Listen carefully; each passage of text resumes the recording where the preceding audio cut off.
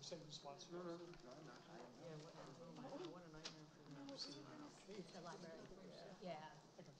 That's what I'm all like. My dad should have got the library.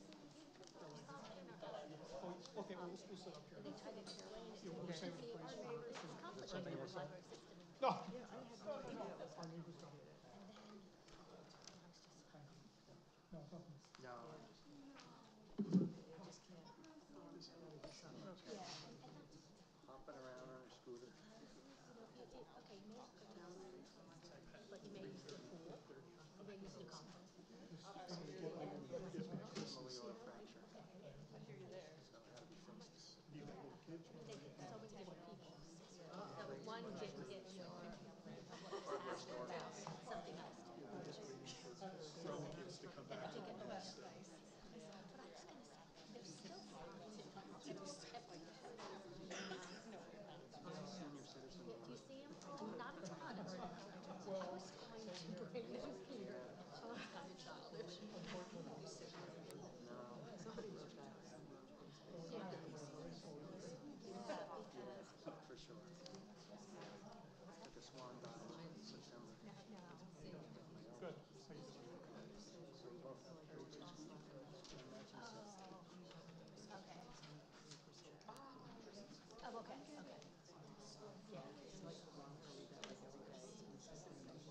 Yeah. Yeah. Yeah,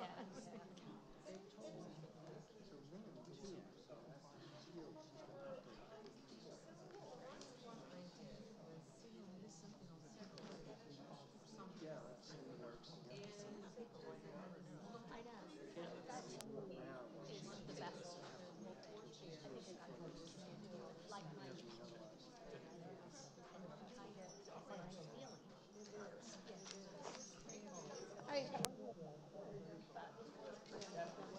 I think it's like my kind of feeling. We'll call to order the December 20, 2023 Lower Saucon Township Council meeting. Mark, please call the roll. Mr. Bononis? I'm here. Mr. Croce? Here. Ms. DeLeon? Here. Mr. Engles? Here. Ms. Jurer? Here. Everyone's here. All right, please stand and pledge the flag.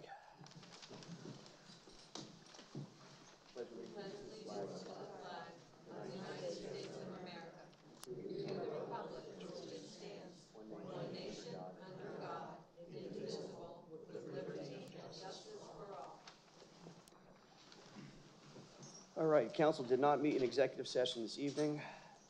There is no action on executive session items. Public comment procedure is available outside the council meeting room.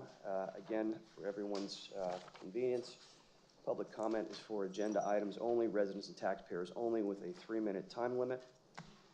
And we will get started with that.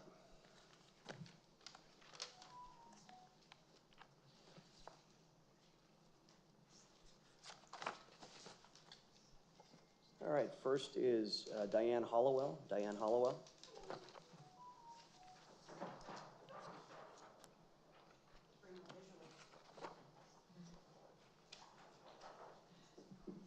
I'll let you all see this then.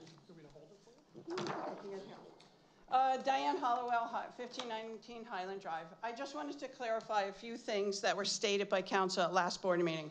So this deals with business item D. I was a little confused when Mr. Bananas is saying that only 16 people spoke at the opposition to the landfill, and that accounts for 0.1% of township residents, so it was basically a non-issue.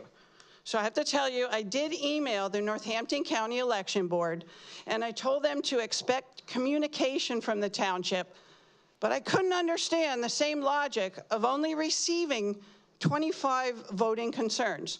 Some of them had no problem. Some of them even mocked the process. So I might assume that maybe only 16 were legitimate, which in Mr. Bananas' mind was a non-issue, because it would only account for 0.1% of township residents. They did respond back to me very quickly and thanked me for the heads up. So being a very visual learner, I did create a chart to clarify some numbers from the November election. There are 11,094 residents in Lower Saucon. Of those, 8,581 are actually registered to vote. 3,983 voted in this township election. That equates to 46% of voters. So, Mr. Engles, I know you said 60% of Lower Saucon residents did not vote. That's actually wrong. It was 54%. And there is no evidence, I will repeat that. There is no evidence to support why some residents did not turn out to vote. So this is pretty awesome for Lower Saucon. We are 13% over the average of voters in Northampton County, which was 33.1%. And just to give you two different comparisons down here. If you look at this side over here is comparison of the people who voted. So basically, Ms. De Leon got 60% of the votes. Where we go down to the bottom here, Mr. Engles, I'm so sorry, you had 38% of the votes. But if you actually look at the percentage of people who are registered to vote, Ms. De Leon got 28%, and sorry, down at the bottom, you're at 17%. So basically, the top three vote getters received 2,460 more votes than the bottom three vote getters. So I just want to clarify the facts for everybody. If you need me to hang this chart up anywhere, I would be glad to do so. Thank you. Okay, thank you. Next is Bob Blasco. Bob Blasco. No, that's okay. I don't need to speak. That's a hard Okay. one to follow. Next is Victoria Optoff Cordero. Victoria Optoff Cordero.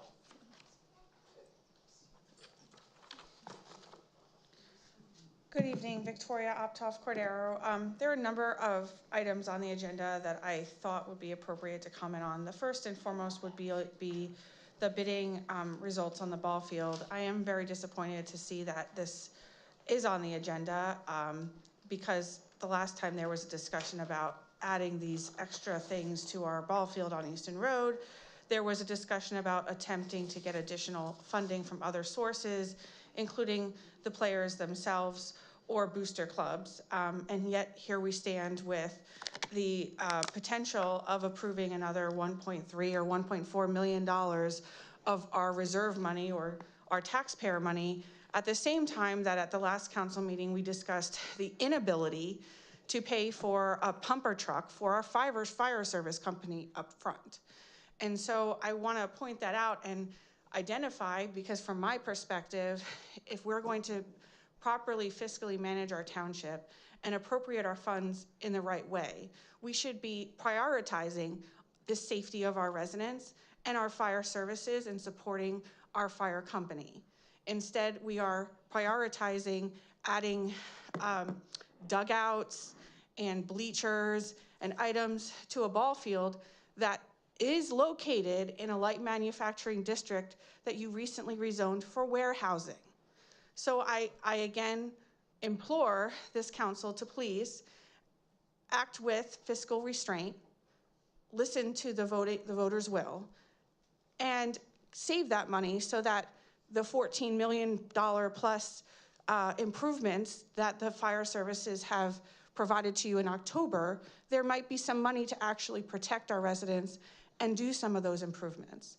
Because at one point you did want to promote a $14 million improvement for our fire company, and yet we're spending money on dugouts. So I wanted to highlight that.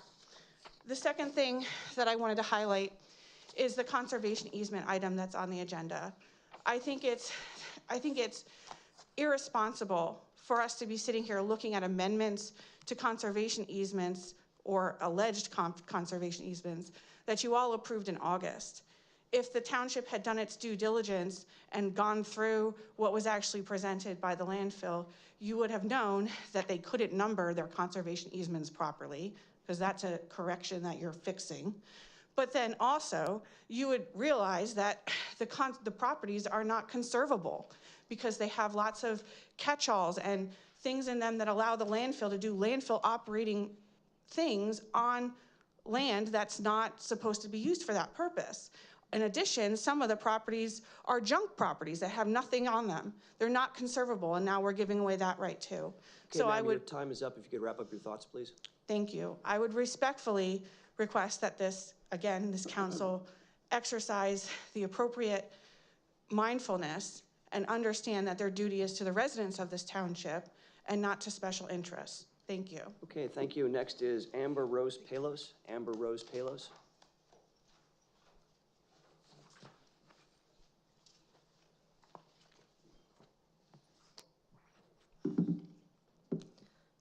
Hello, my name is Sandra. I'm at 2596 Reddington Road. I'm here because I oppose any expansion of the Bethlehem landfill. My husband, Jay Paulos, who could not be here as he's taking care of our 2 children. Ma'am, He ma'am, also excuse me. opposes the Ma'am, landfill excuse me. expansion. Excuse me, landfill expansion is not an agenda item.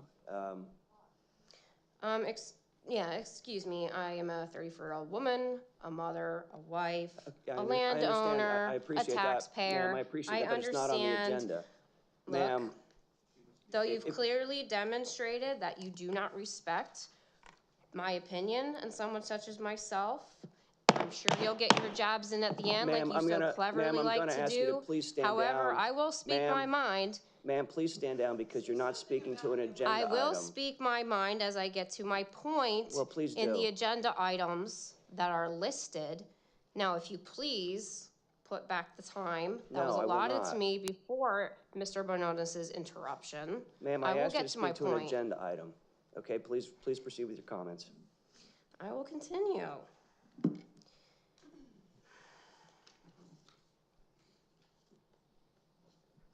As I was stating, my boys cannot speak for themselves, but they also are in opposition to the landfill expansion. In fact, quite frequently, my young 4-year-old son has been asking, Mommy, what's Okay, that ma'am. smell? Something stinks. Ma'am, I'm So gonna that's ask you to 4 more please stand people down. that you can Ma'am, count to your I'm 16 gonna make a motion to go into who recess. care Do I have a second? before you continue to put misinformation Call the vote, out on Mark. public record.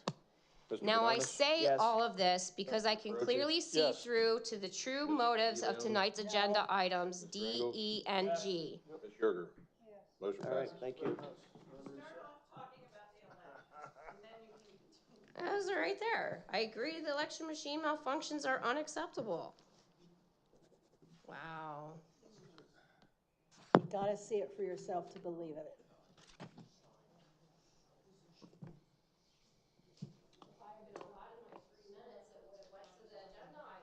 We'll get another 3 minutes off of there.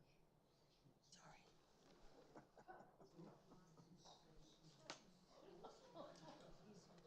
Well, Amber, at least they didn't have you arrested.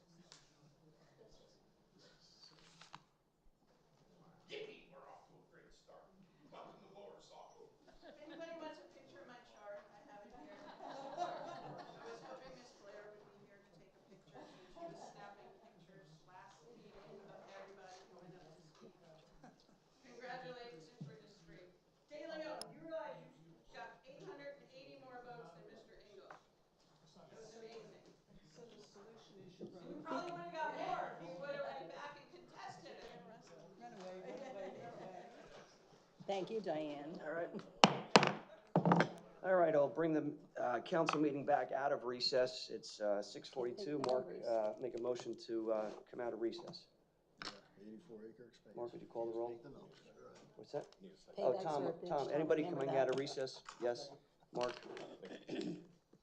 Mr. Caroci, how do you vote? Yes. Ms. DeLeon?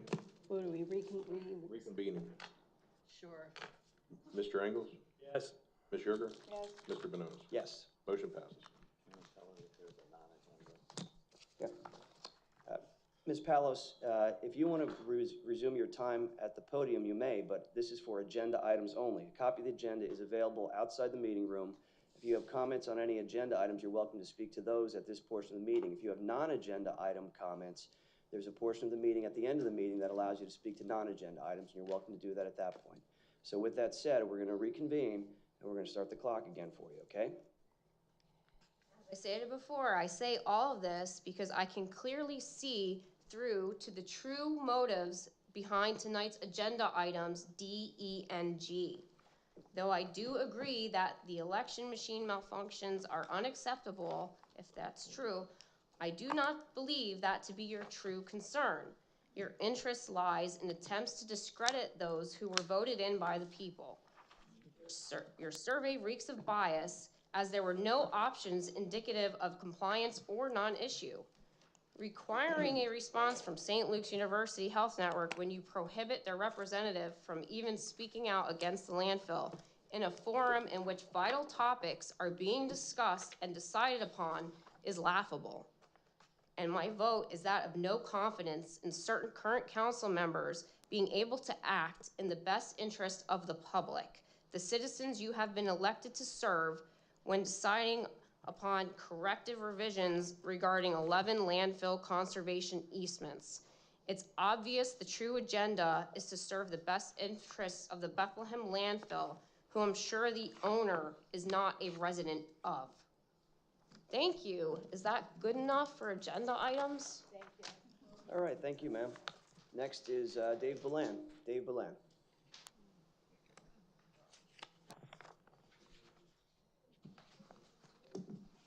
All right, I'm going to talk about agenda items. I'm not talking about the landfill. I do follow the law of order. If it don't matter order, please eject me, okay? Because I really have had it with that kind of thing. And the fact of the matter is, I want to talk about the Hellertown Police. And if it's not appropriate, just stop me. I find out that... It is, sure. It is, go ahead. It's on the agenda, number F. I love it. You know, there is a law, by the way, Jason, if you look it up or maybe link, a federal law about shouting down people at a public meeting. And that's what we're getting here. The finger, the yelling, etc. So maybe that's what we're based on. Anyhow. Mr. Belan, I'll grant you additional time since you've been interrupted and somebody questioned whether this was an agenda item, so I'll give you another 20 seconds. Thank you, sir. So I understand that the state police took over the Hellertown service on November the 22nd. I find that's incredible. All right. Yes, we are aware that the chief stole 125, alleged stole 125K. What I'm concerned about is this township, through the alliances that exist, going to have to help pay for that kind of loss. What's more, I see that the previous police force also had to resign. I'm really concerned about our alliances with Hellertown. Now, St. Luke's, want to talk a little bit about that. Let's see here. I was wondering if St. Luke's has looked into the treatment plant to understand about the pollution of the river that passes by St. Luke's, or perhaps they've looked into the trains that haul garbage along that right-of-way by the river, as opposed to perhaps not paying attention to the 400 trees that are going to be planted, or perhaps putting some of their flowers. Instead, a billion-dollar company is sitting here involved in politics when we understand that they're not residents and they do not have tax privileges here. So I think that's all I need to say.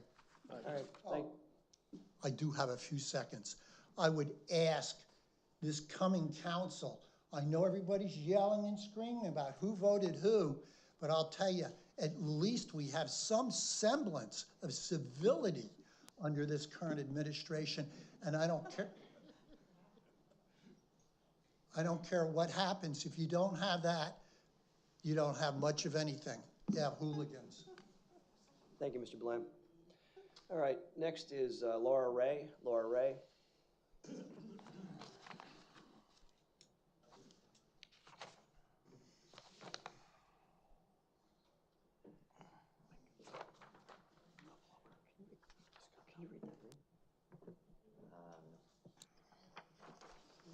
Laura Ray. I just want to make a few miscellaneous comments because going over all this stuff is very upsetting time after time.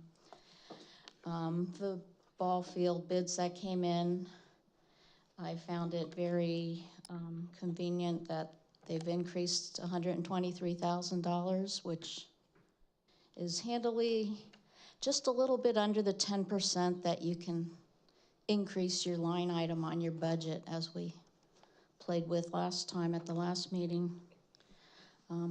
They might have gotten tipped off to that. Go ahead, jack up your price a little, doesn't matter, we'll pay it, we don't care.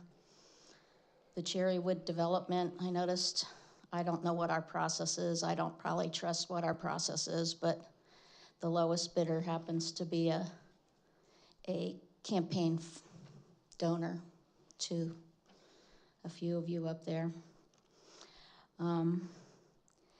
The election day complaints, I'm not sure why we're continuing to go after this. We already concluded the last time. There was hardly any response on that. So I don't know why we have our staff wasting time, which costs us money to work on this, because it's not a township item to fix. It's a county item. So you can write a letter to the county, because that's what you would tell us to do. Just write your own letter. We don't need to pay for that. I wasn't sure what item F was about police coverage for December 9th. I couldn't really guess. So I wish there would have been more information or some attachment or whatever this is, Hellertown police coverage for December 9th and the year. I don't know which year, the next year or last year. And then with the conservation easements that was already talked about, they're really not conservation easements at all, and it's junk garbage property, and there's no way that we should be even pursuing that. That's it. Okay, thank you. Next is, I can't read the handwriting here, but I'm going to take a guess. Is it Russ Sutton? Yes, it is. Okay. Yeah, my name is Russ Sutton. I have a couple issues. The ball fields, how often are they used during the year? A couple months out of the year, and we're spending millions of dollars on that, but we don't have the money to buy a pumper truck. That seems like a poor use of monies for the township. Another thing, when Mr. Buba addressed you, I never seen anybody so obnoxious as you are addressing him. For being a fellow attorney, I would hope he would work on trying to disbar you for the way you spoke with him. It was completely rude and obnoxious, and maybe you're not aware of the St. Luke's Hospital and Lehigh Valley Hospital provide care for all the valley here, and maybe they're concerned about the fellow citizens' health and well-being, which you're not, and also the ecology of the river and protecting the river. And they were supposed to check the effluent levels in the river. We were supposed to get a report, and you stated that you would not release that, which is criminal. And also I never said that. So don't put words in my mouth and say that I would never release a report, sir. You said you wouldn't release it. I don't have access to that report, sir. What do you mean Okay, I wouldn't release it? I don't generate that report. So how could I not release it? Go on. But the effluent part is a dangerous part that's going in there, and they're allowing them to fill the tanks on the top of the mountain with the effluent. And they're working on that right now, and they don't even have permission to do that.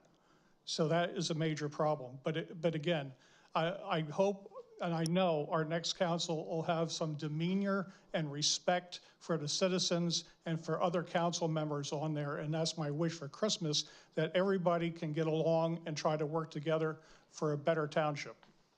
Okay, thank you. All right, that concludes the public comment agenda items only for residents and taxpayers, a 3-minute time limit. Next, we have presentations, hearings, ordinances, and resolutions. So the first thing we have is Resolution 68-2023.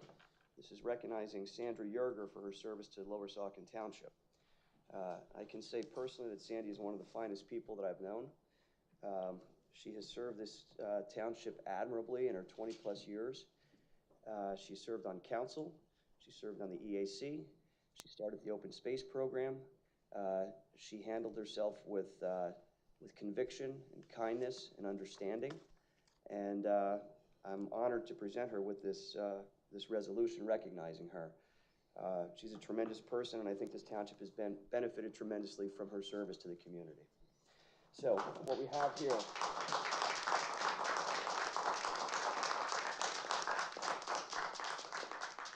here, is Resolution 68-2023, and I will share this with you. A resolution recognizing Sandra Jurer for her dedicated service to the citizens of Lower Saucon Township. Whereas Sandra Sandy Jurer served the citizens of Lower Saucon Township for 16 years as a township council member, first being appointed January 2004, then being elected for 3 additional 4-year terms from 2008 to 2011, 2016 to 2019, and 2020 to 2023, and serving as council president for 3 years, council vice president for 2.5 years. And whereas in addition to her service on township council, Sandy has been an active volunteer on many boards and committees and was an original member of the Environmental Core Committee, formed in 2001, which is now the Environmental Advisory Council, for which he was a member from 2003 to 2023, serving as chair for 16 years and as vice chair for 3 years. And whereas Sandy was also a member of the Planning Commission from 2012 to 2022, served as township historian, and was member of the Lower Saucon Township Historical Society and the Township Historic Committee. And whereas as a member of council, she was also the liaison to the fire services, Cooks Creek Watershed, PA Highlands Trail Network, LVPC Greenways Outreach, Litz Franklin Schoolhouse, and Saucon Valley Conservancy. And whereas Sandy spent most of her career at the Heritage Conservancy, a not-for-profit conservation organization specializing in open space preservation, and currently works assisting elderly and handicapped residents in their homes. And whereas Sandy has lived in Lower Saucon Township her whole life, and she has raised 2 children, and whereas in her spare time she enjoys being outdoors, hiking, attending her grandchildren's activities, spending time with her family, and long walks with her dog in our parks and on the Saucon Rail Trail. And whereas Sandy is looking forward to spending more time with her family and enjoying the many nature trails and parks in the Lehigh Valley with her dog by her side. Now, therefore, be it resolved that the Council of Lower Saucon Township hereby honors and commends Sandra Jurer for many years of dedicated service to the citizens of Lower Saucon Township, adopted and enacted this 20th day of December 2023. Lower Saucon Township, Jason Bononis, Council President, attest Mark L. Hudson, Secretary. So I will make a motion to approve Resolution 68-2023. Do I have a second? Second. Thank you, Mark. Ms. DeLeon, how do you vote? Yes. Mr. Engles? Yes. Ms. Jurer? Mr. Bononis? Yes.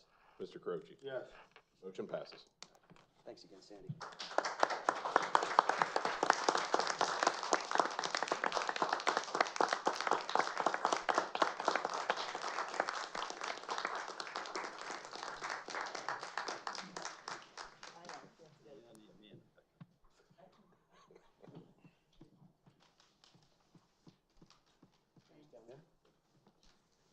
Oh, sure.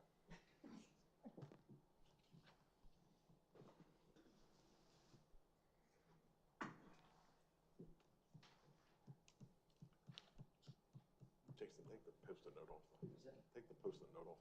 You get me in the picture, yeah? Oh. Yeah, you don't want to be in that. Thank you. All right. you Good open idea. it. Better picture.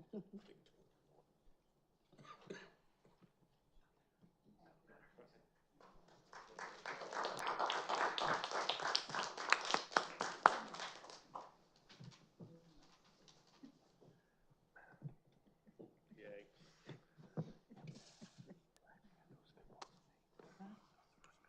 No.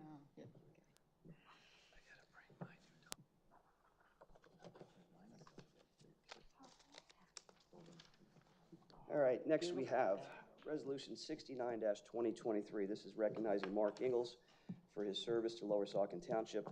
I echo the sentiments about Sandy. Mark is one of the finest people I know as well.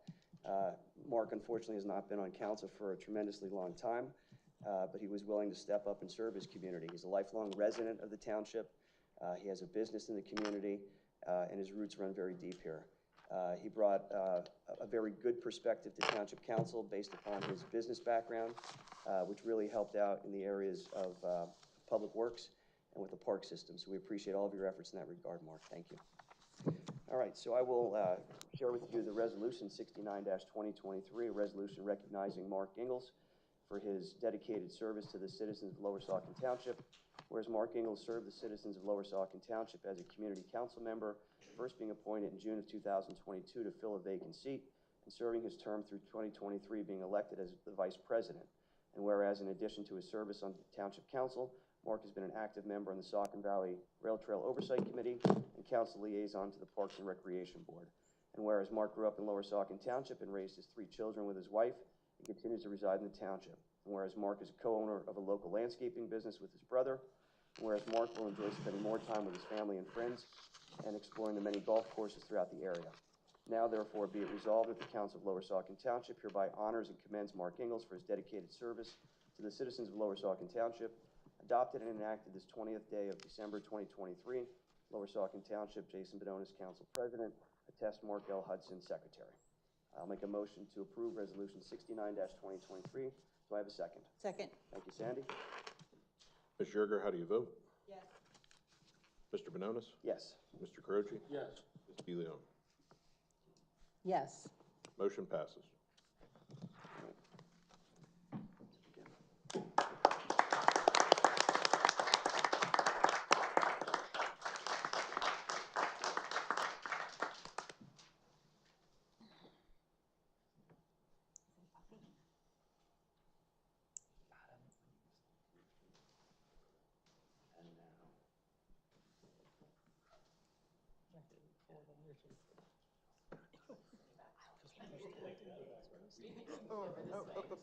Are we?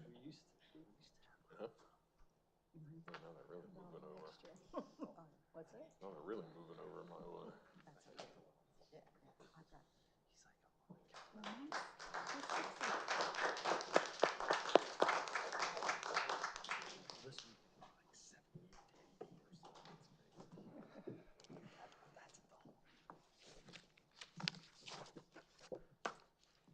All right, next we have Resolution 70-2023, recognizing Lou Mman for his service to Lower Saucon Township. Lou served the township for a considerable period of time with the Pension Advisory Committee and in other capacities. Lou has been an asset to the township for a very long time, and this township would not be in the financially solid straits that we're in without his assistance. So I'll share with you the resolution that we have, Resolution 70-2024, a resolution recognizing and honoring Louis Mman for his service as elected controller for Lower Saucon Township. Whereas Lou Mman was drafted into the United States Army during Vietnam and worked for the Philadelphia Police Department in 1970 to 71. And whereas he ran for city council in the city of Philadelphia and assisted others with their campaigns over the years, and whereas he ascertained his business administration degree from the University of Penn in 1980, and whereas he worked in United Way in Philadelphia County and later became an executive for the Chester County Division until his retirement. And whereas Louis is the loving husband of Margaret Mary, father of 4 children and grandfather of 9, and whereas Louis Mman was sworn into office as the Lower Saucon Township Controller for 12 years, first being elected to the position in 2011, and whereas Louis volunteered to serve on the Pension Advisory Committee from 2010 to 2018, and whereas he was instrumental in the development of the township budget and the 501c3 and financial policies. And whereas he was consistently available to authorize, review, question, and approve municipal transactions at a moment's notices on behalf of the residents of Lower Saucon Township. And whereas his longtime tenure of the community service and assistance will long be remembered by the staff of Lower Saucon Township. And now therefore be resolved that the Council of Lower Saucon Township, Jason Bononis, President, Mark Engles, Vice President, Tom Caroci, Priscilla DeLeon, and Sandra Jurer, council members wish to recognize Louis Mman for his service and commitment to the community of Lower Saucon Township for serving as the elected controller.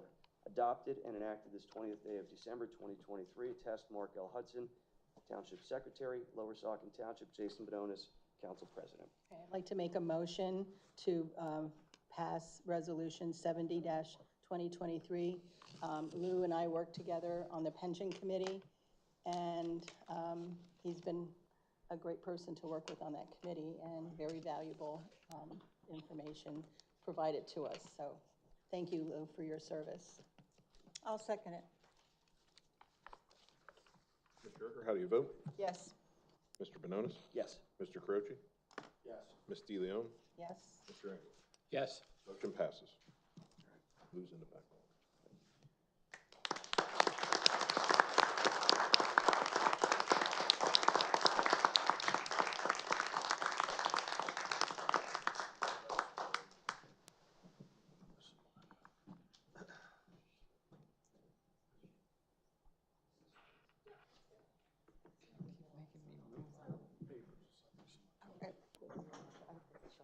Get over to.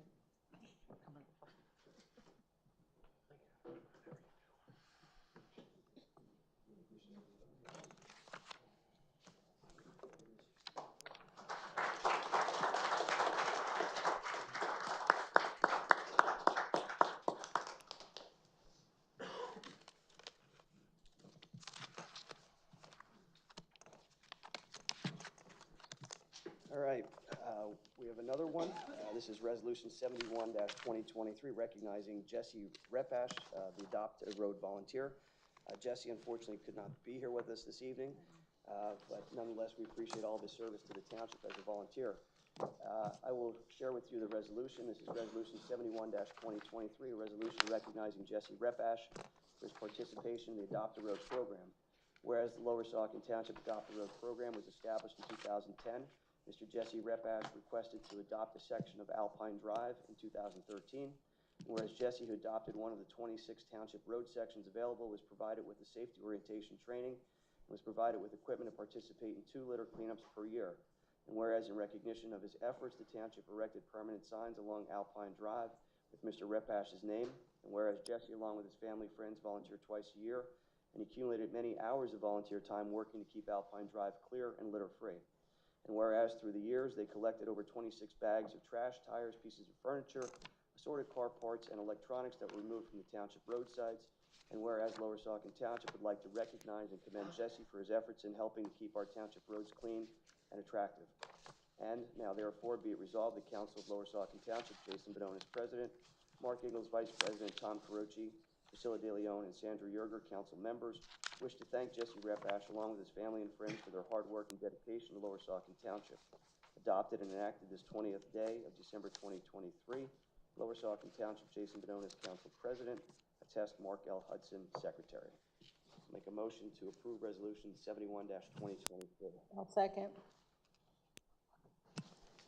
Mr. Bedonis, how do you vote? Yes. Mr. Caroci? Yes. Ms. De Leon? Yes. Mr. Engles? Yes. Ms. Jurer? Yes. Motion passes. All right, thank you. Mark, you'll make sure he gets this. Yes. Okay, thank you. All right, next up, developer items. We have none. Next are township business items. First item is well isolation waiver for 2328 Polk Valley Road for Zach Summer. Mr. Summer, please join us.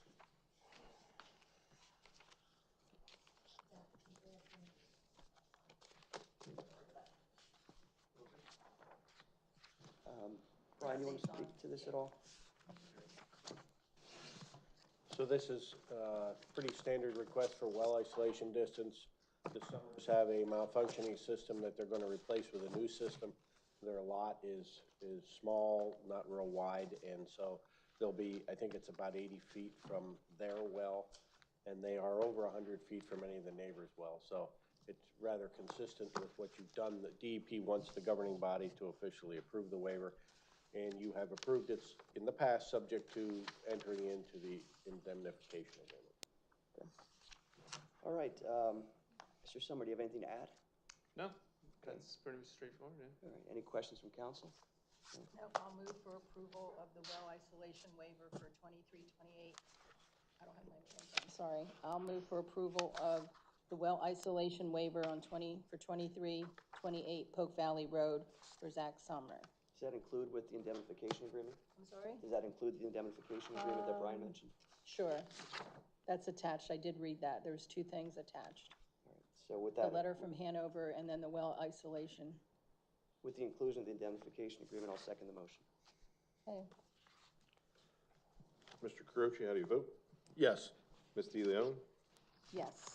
Mr. Engles? Yes. Ms. Jurer? Yes. Mr. Bedonis? Yes. Motion passes. All right, we'll be in touch, and we'll get that worked out, and we'll get that down to the courthouse, so. All right, thank you for coming. Thank you. Thank you.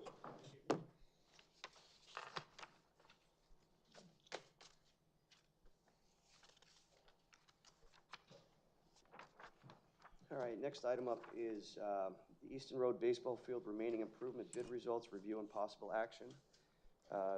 Bids were received and were posted on the agenda yesterday, and council will discuss the results of the bid and may take action on the bid.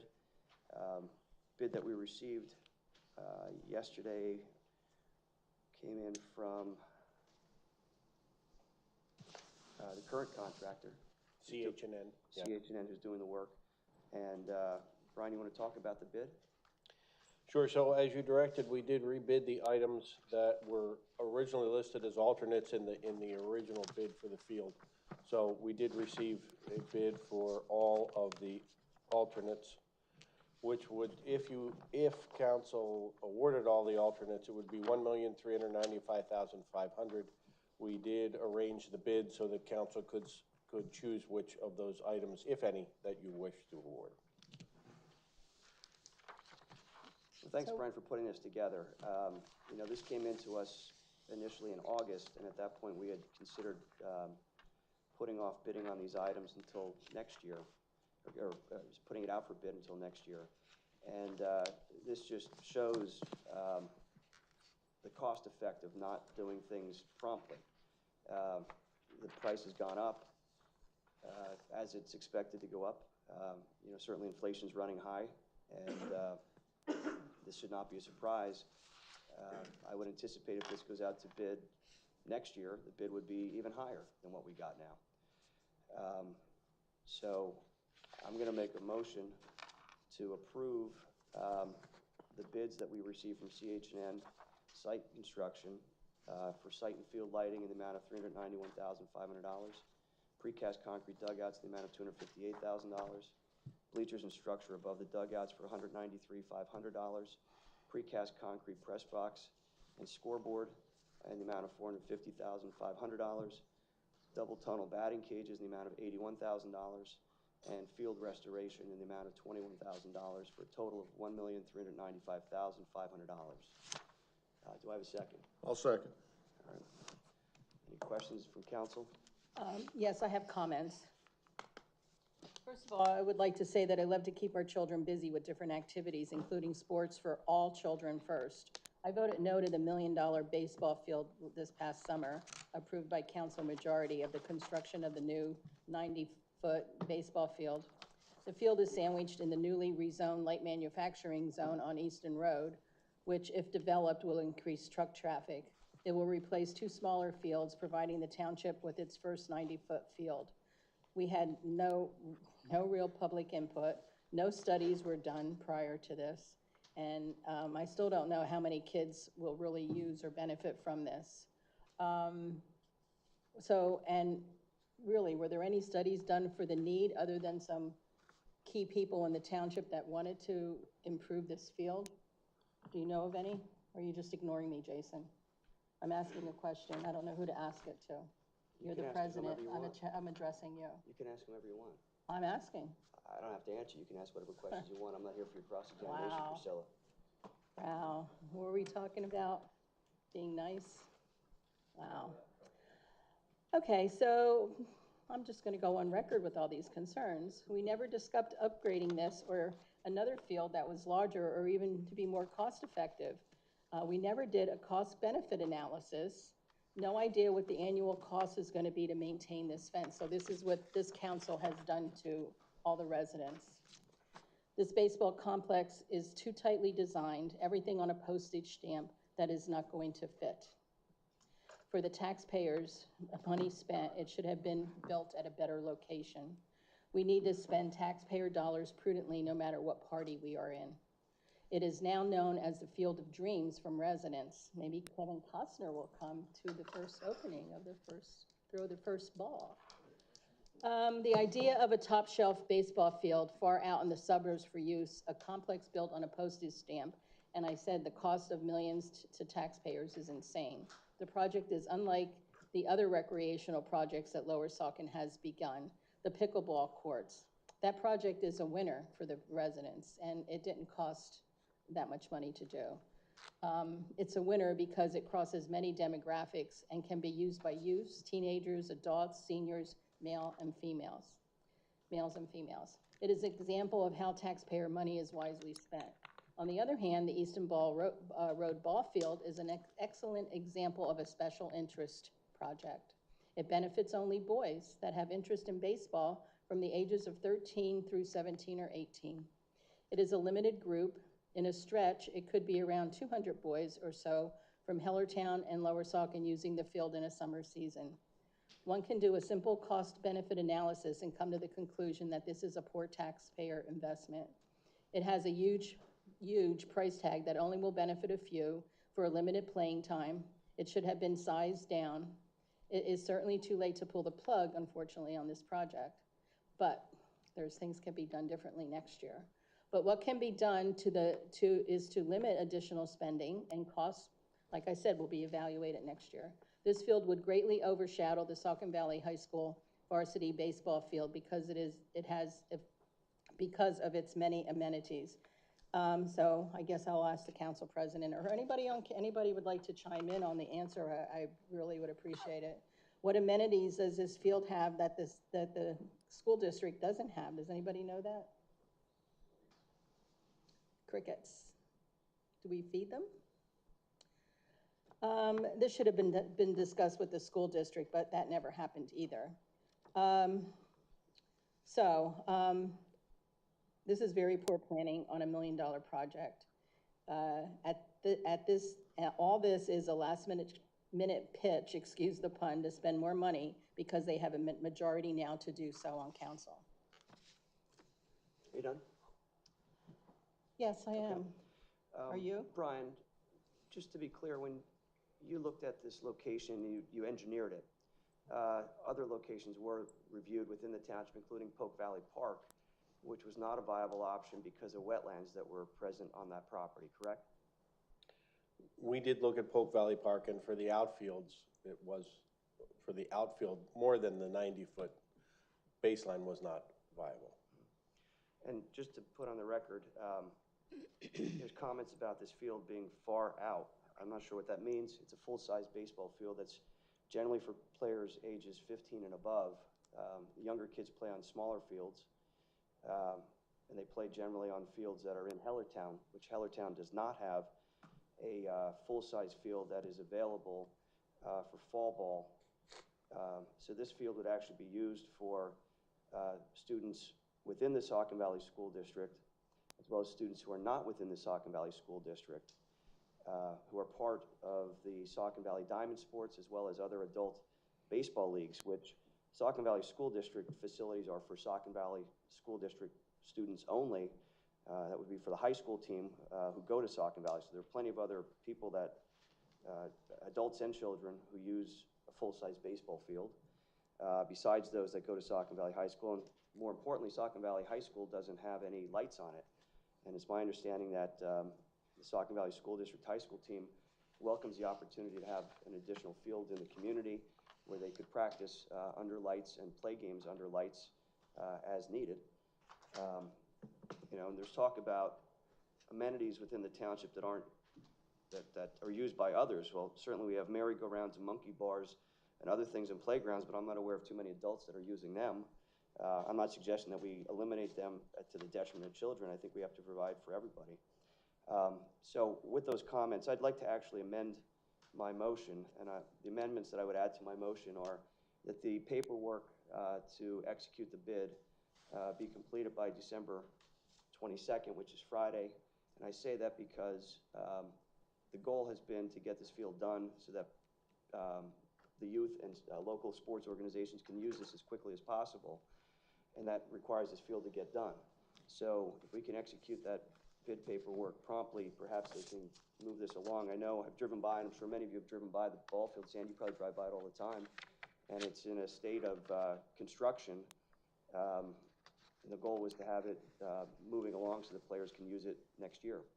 So that would be the one amendment I make. The other amendment I'd like to make to it is this facility is going to have a precast concrete press box and scoreboard, which is likely going to be used by the youth sports organization as a concession stand.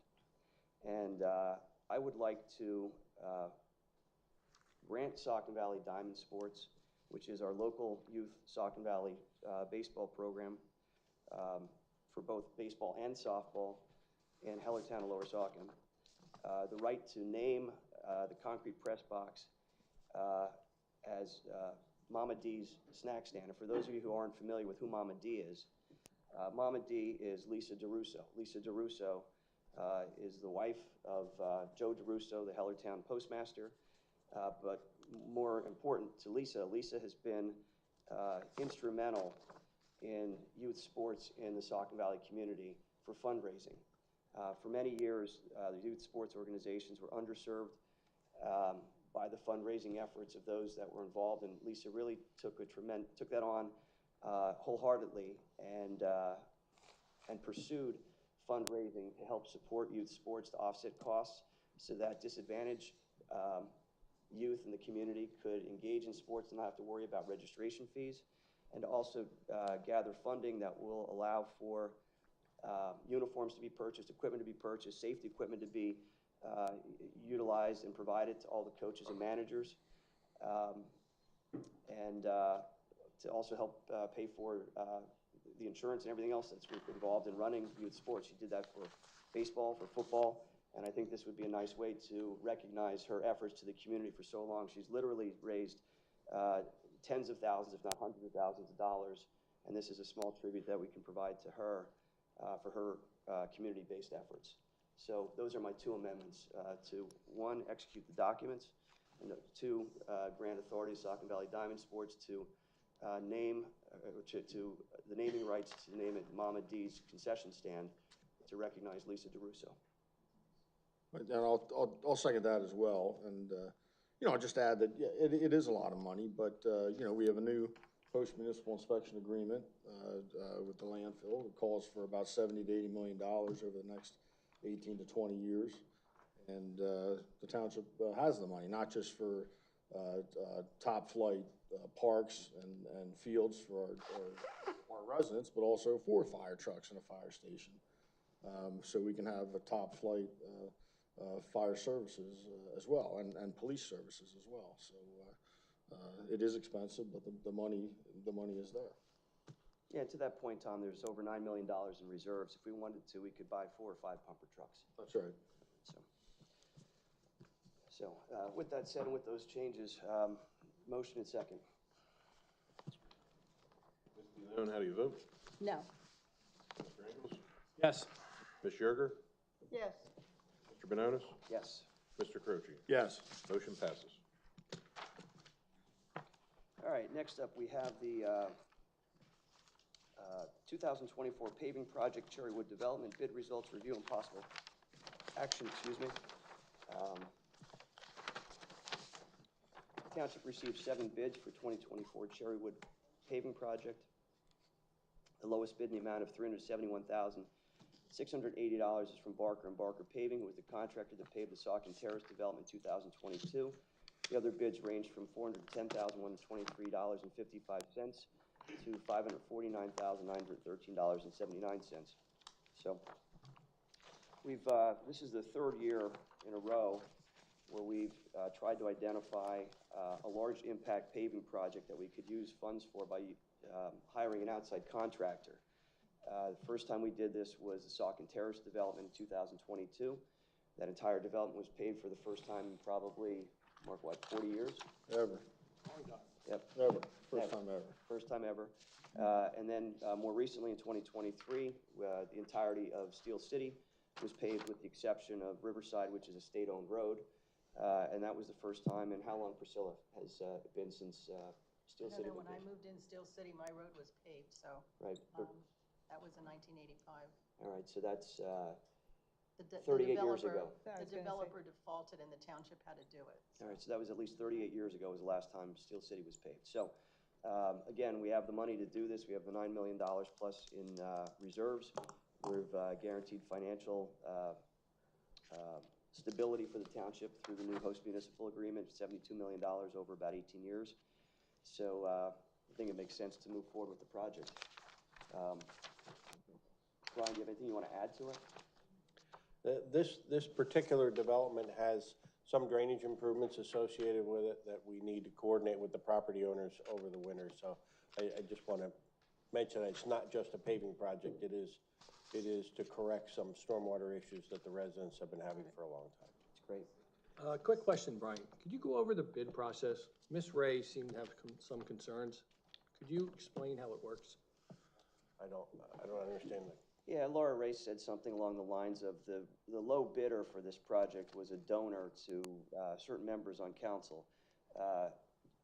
This is a blind bid, isn't it? That council members don't see this bid, any of these bids until they come in. Correct, but we put the specifications together, and then we put it on the online service called Pen Bid, which goes out to bidders everywhere.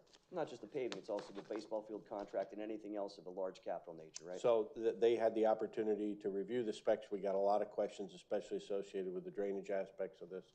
And we got 7 bids. We have no idea who's going to bid. We don't find out until the bid opening date when online, and it's all handled through PennBid. And it pops up in a spreadsheet and they tell us who bid and how much they bid. Okay.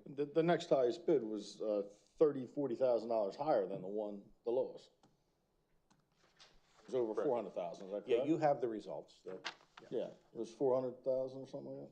410. 410? Yep. And this is 371? About 40,000. Yeah. 40,000? 10% lower. So is it the recommendation we take the second highest bid and pay $40,000 more? Seems odd. So Brian, let me just ask you, with regard to the Saucon Terrace development, did Barker & Barker do a good job? Was it adequate from your standpoint as a township engineer? Yes. All right.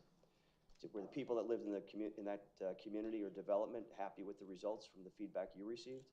There are a lot of residents in Saucon Valley Terrace. What I would note, some of them that had concerns, I think Barker & Barker did go out and address those concerns. I'm not aware that there were any lingering complaints. If there are, I'm not aware of them. No, we don't have any lingering complaints. Thanks, Mark. So, ma'am, stand down. You're not recognized.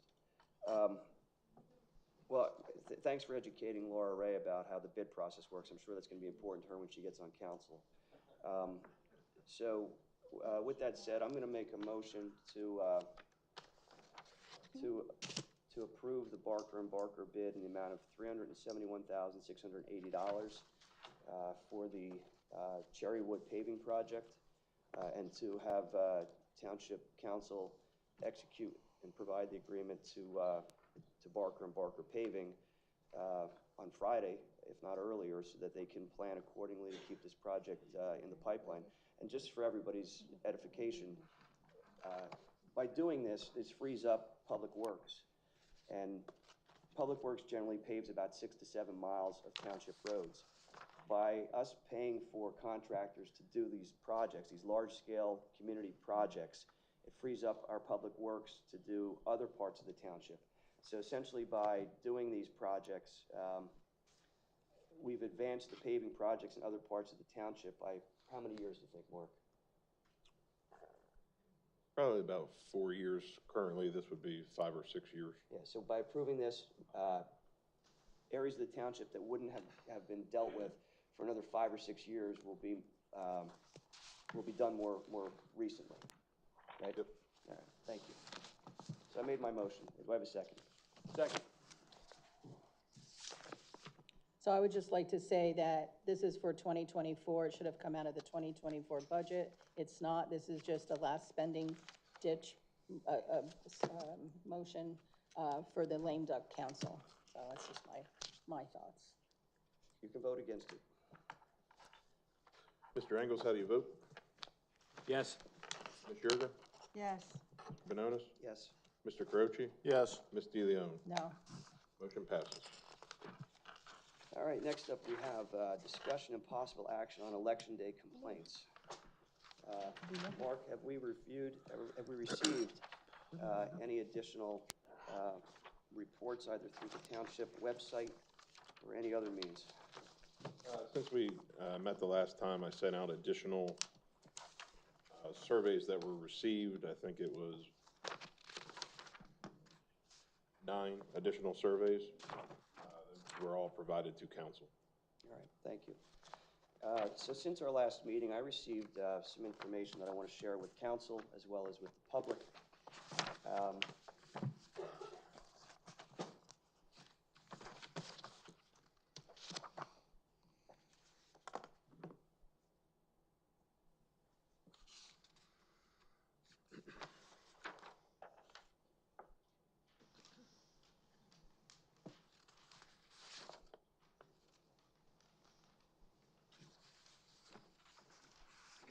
So the one thing that I received is a letter, a copy of a letter. And this letter is dated December 8th, 2023. And it's from an organization called freespeechforpeople.org. The letter signed by Susan Greenhall, Senior Advisor on Election Security for Free Speech for the People, Rich Garella, on behalf of Protect Our Philly Vote. I'm sorry, Protect Our Vote Philly. This letter was addressed to Carrie L. Myers, President, Ronald R. Heckman, Vice President, John Cusick, Tom Giovanni, Lori Vargo Hefner, Kevin Lott, Tara Zurinsky, John Goffredo, John Brown. They're all Northampton County Council members.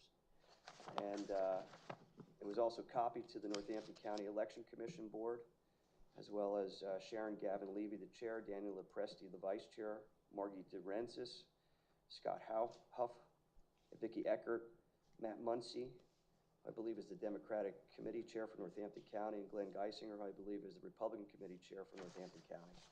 And the subject of this letter is called Express Vote XL Failures, Exposed Violation of Voting System Certification Requirements. And it says the following: Dear Mr. President, Vice President, members of the council, we're writing to share key information regarding Express Vote XL, and I'll explain to you, it says the we here, it's in a footnote. Protect Our Vote Philly is a nonpartisan coalition of groups and individuals that acts as a watchdog over the Office of the City Commissioners, which operates Philadelphia elections as the Board of Elections. We work to bring elections that are verifiably fair, accurate, and secure to Philadelphia at a fair cost. Free Speech for People is a nonprofit, nonpartisan, public interest legal organization that works to review our democracy and our United States Constitution for the people. Since 2019, our organizations have asserted that the Express Vote XL is not suitable for the recording and counting of votes in Pennsylvania and other states. In 2019, we filed a petition for re-examination with the Pennsylvania Department of State, alleging that the Express Vote XL did not meet the Commonwealth's voting system requirements. Later that year, we sued the Secretary of State seeking to decertify the Express Vote XL. Plaintiffs settled the lawsuit. So I'll read the letter here. We are writing to share key information regarding Express Vote XL that may be useful to Northampton as it seeks to understand the failures of the Express Vote XL and contemplates the best path forward to reliable, trustworthy, accessible, and accurate elections. Specifically, we wish to highlight that a system in full compliance with state and federal voting system requirements, should have prevented the malfunction the Express Vote XL's experienced in Northampton on November 7, 2023. In other words, it appears the Express Vote XLs do not comply with a critical requirement necessary for state and federal voting system certification, potentially warranting decertification of Express Vote XL in the Commonwealth. Pennsylvania requires all voting systems to be certified by both the U.S. Election Assistance Commission, EAC, and the Pennsylvania Department of State. The Express Vote XL was certified to the Federal Voluntary Voting System Guidelines, VFSG 1.0, which includes a provision that explicitly requires a voting system to ensure the candidate's name remain consistent throughout the ballot. Section 3.2.4. III of the federal VVSG 1.0 states, the relationship between the name of a candidate and the mechanism used to vote for that candidate shall be consistent throughout the ballot. This requirement specifies a design that would prevent the sort of clerical error that wreaked havoc in Northampton. In essence, this certification requirement idiot-proofs the system from the input error that occurred this past election by requiring the data that designates the vote be consistent throughout the ballot. However, the Express Vote XL permits the labels of vote selections on the touchscreen face, the ballot summary card, and tally reports to be programmed inconsistently. That not only violates the EAC's voting system certification standards, but also introduces serious security issues. This failure could be exploited to record votes incorrectly in the barcode and tally reports, while providing labels in printed text that appear to be correct to the voter. We respectfully urge you to raise this matter with the Department of State and to petition for a re-examination because the Express Vote XLs, quote, can no longer be used safely by voters at elections as provided in this act, end quote, citing to Election Code 1105-A subpart C. Similarly, we strongly urge you to alert the EAC to this malfunction and apparent violation of the VVSG 1.0. We also encourage you to review ES&S's contractual obligations and representations to determine if ES&S violated its terms with Northampton County. We hope this information may be helpful.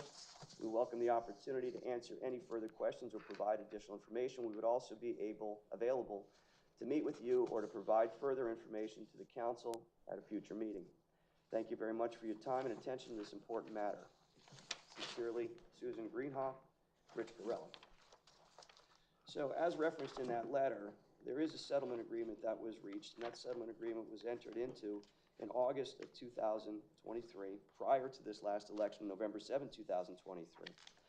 And that settlement agreement has certain requirements that are directed to the Secretary of the Commonwealth that includes evaluation and certification of the ES&S machines, collection and publication of information regarding voting system malfunctions, examinations of electronic voting systems, public notice, public access and video recording of those inspections, costs and fees and enforcement, and other provisions.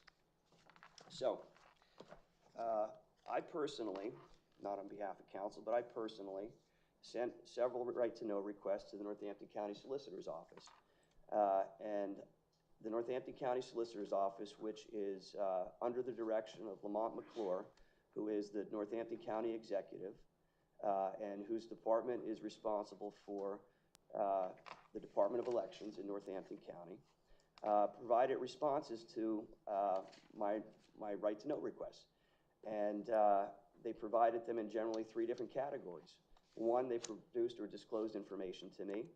2, they claimed to not possess responsive records or refused to produce records to me. And 3, they claimed to not understand what I was requesting, denied or sought clarification, including asking me to identify the county's records responsive to my request. They're asking me to tell them what records they have that are responsive to me. So I'll highlight some of this for you. This is under the produced and disclosed section of it. They said that Northampton County did not use any and all DS-200 tabulators prior to, during, and after the November 23 election in Lower Saucon Township. They used no online modems prior to, during, or after the election in Lower Saucon Township. They did not remove any modems from the election systems in Lower Saucon Township. Northampton County Elections uses iPads as pollbacks that can connect to a network. No other components of the voting system were connected to any modem or network interface used in Lower Saucon Township. No components of any standalone wired local area network configurations and no connected devices were used in voting systems used in Lower Saucon Township. The ES&S EVS 6021 was not used in Northampton County's voting system. Communications to any and all judges of elections and or election poll workers about provisional ballots and or software errors within the voting system used in Lower Saucon Township prior, during, and after the election consisted of a series of handful of text messages and nothing else. They provided a 2-page attestation form identifying the software firmware revisions on specified laptops, 1 client server desktop, 2 scanners, and 315 machines without serial numbers or any identification used in the election systems, including Lower Saucon Township during the election. There were no dedicated backup voting machine scanners or central management servers specifically set aside for Lower Saucon Township. And the number of Northampton County precincts they referred to simply by directing me to the election results by precincts. Now here's where the good stuff comes in. They claim to not possess records or refuse to produce records in roughly 14 different categories. And these include the review, design, software security, access control, encryption, network, audit logging, guidelines for penetration testing, risk assessment plan, risk analysis, threats, vulnerabilities, probabilities, and impacts for the voting systems in Lower Saucon. They refuse to produce information on modems in the voting machines used in the voting systems in Lower Saucon, perhaps acknowledging that the voting systems contain modems but supposedly were not used. Recommendations to improve the security of the hackable pathways of the voting systems used in Lower Saucon. Any information concerning Rich Gorella from the Freedom of Speech organization, the National Election Defense Coalition, or Citizens for Better Elections, or anyone on their behalf in the voting systems other than referencing the settlement agreement. Information concerning the DS-200 precinct scanner and express vote ballot marking device in the voting systems, despite also saying that the precinct scanner was not used. Anything about security testing standards developed for the voting systems. Anything about federally recognized independent testing authorities or voting system test laboratories, the VSTL, for the voting systems. Communications to any and all judges of elections and or poll workers other than those few text messages. Communications from any of the judges of elections and or election poll workers to them. Anything to the elections judges or election poll workers about security standards for the voting systems. any other details for the election equipment identified generally in the attestation form, number, location of any and all voting machines, scanners, central management servers, the districts affected by the alleged programming error, quote, programming error from the election, instead referring to the results by precincts, and how any, quote, programming error was handled in each precinct, claiming that the definition is not identified, despite the county executive, Lamont McClure, himself using the term, I believe, and referencing the text messages. So they claim not to know what a programming is, despite the county executive apparently representing and using the programming error as an excuse for the debacle that took place. Then they go on this claim to not understand what I'm asking for, deny or seek clarification for things such as the word malfunctions, any physical security recommendations and policies for the voting system, recommendations to improve the security of the voting systems, election records, and reported problems with voting machines, the security of the voting systems. Here's one, complaints. They claim to not know what I'm referring to, what the word complaints means. They also claim to not understand what guidance from the Office of Pennsylvania Governor and or Pennsylvania Department of State about the voting systems is. They also claim to not know what mechanical glitch, a defective ballot, or a mistake by an election worker about the voting system means. Again, when the county executive apparently used the word glitch to try to dismissively gloss over what happened on election day. They don't know what I mean when I ask for every known incident that affects voting, counting, and reporting results for the voting systems. They don't understand what the words transparency and confidence in voting systems means.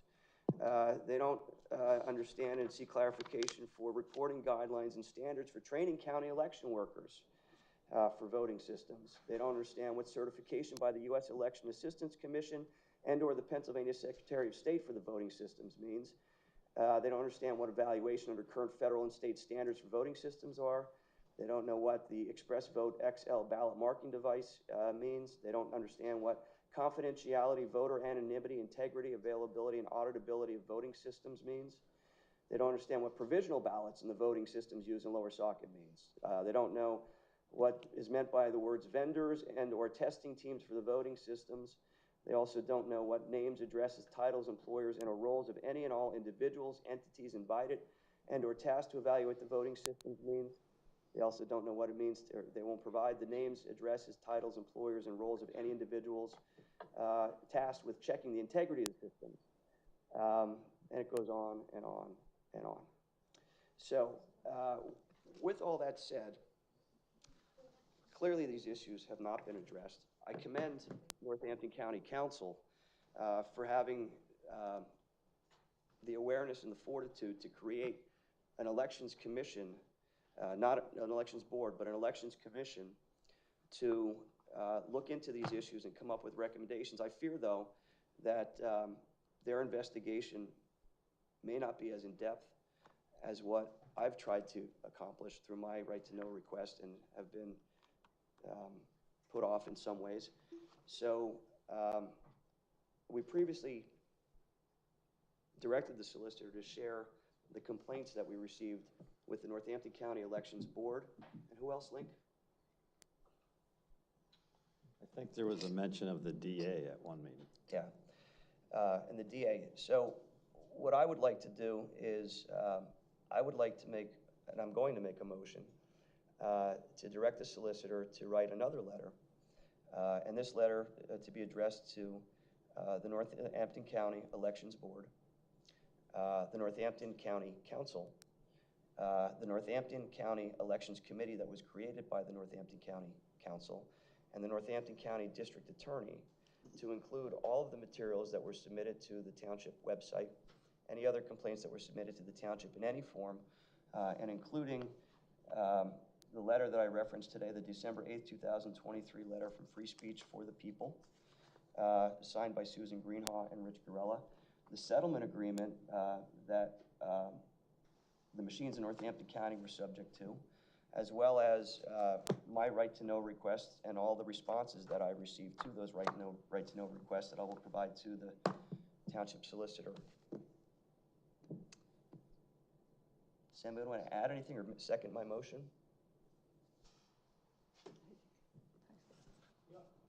I'll second it, Jason, because I think we have some integrity issues here. It's not about the results, so before everyone starts clamoring from the crowd, it's not about the results. It's about the integrity of the system, and I think they need to address it because I think they're just blowing it off.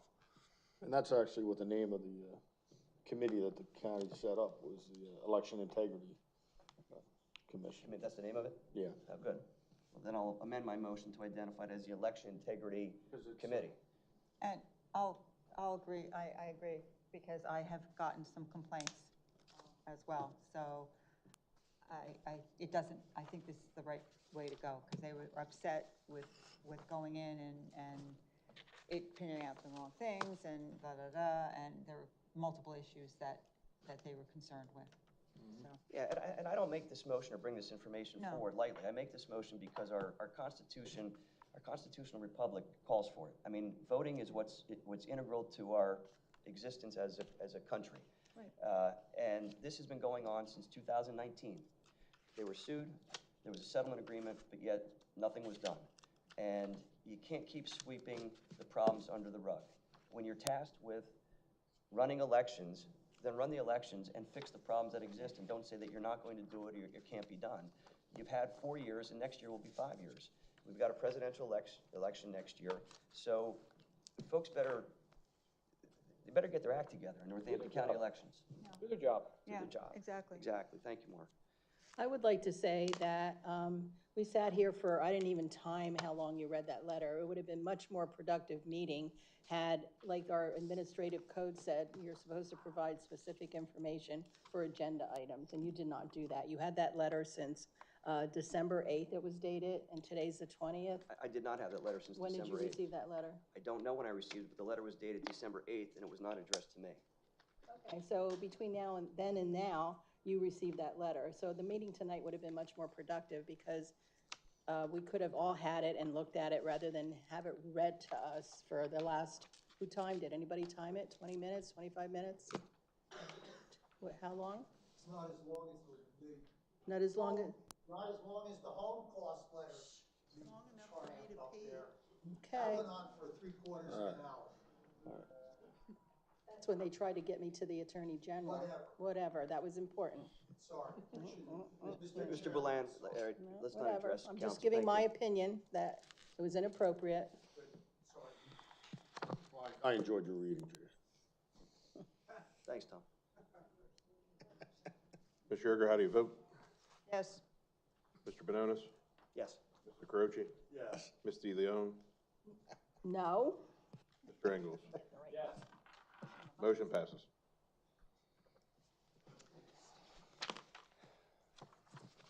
Could I have a copy of that letter? Could we have copies? Or do I have to do a right to know? I don't have any copies. I have one copy that I Yeah, brought with me. and can you have Mark and Mark make a copy of that letter? You can ask Mark for whatever you want. This I don't is- direct this Mark, is Sandy. cooperation. He's the township manager. For You everybody can ask to him see. whatever you want. I'm not gonna say, Mark? yes, Priscilla, I'm gonna tell Mark to give you a copy. You can say, Mark, please give me a copy. He's sitting right next to you. Mark, I hate All to right, bother you. next we have a discussion and possible action on any response or lack of response from St. Luke's University Health Network to the Lower Saucon Township Solicitor's communications. So, Link, do you want to talk about this? Excuse me, I didn't hear what you said. I'm on the next agenda item. I heard that. I didn't know what you just Well, then maybe you should stop talking while I'm talking. So inappropriate.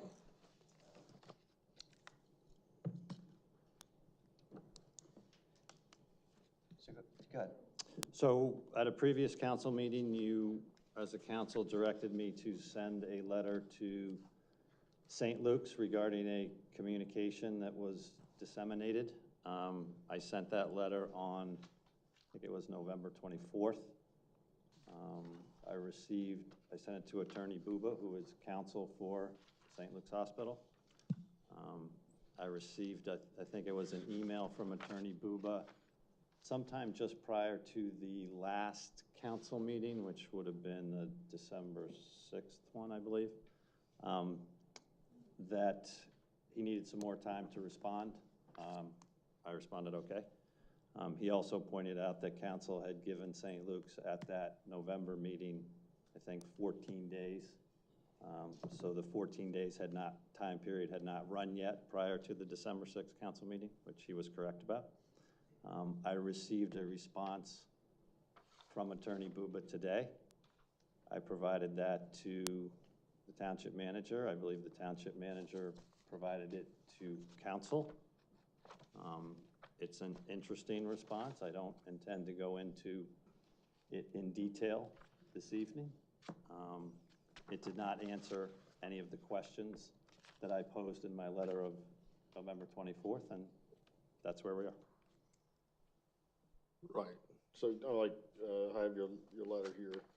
You asked what was the intent of the lobbying letter in terms of request to contact your political leaders. When they contact your political leaders, and they didn't respond to that, right? His letter, in response, he responds to procedural errors by council. You ask, who are the political leaders referred to in the lobbying letter? He doesn't answer that. Did the Board of Trustees specifically approve the preparation and dissemination of the lobbying letter?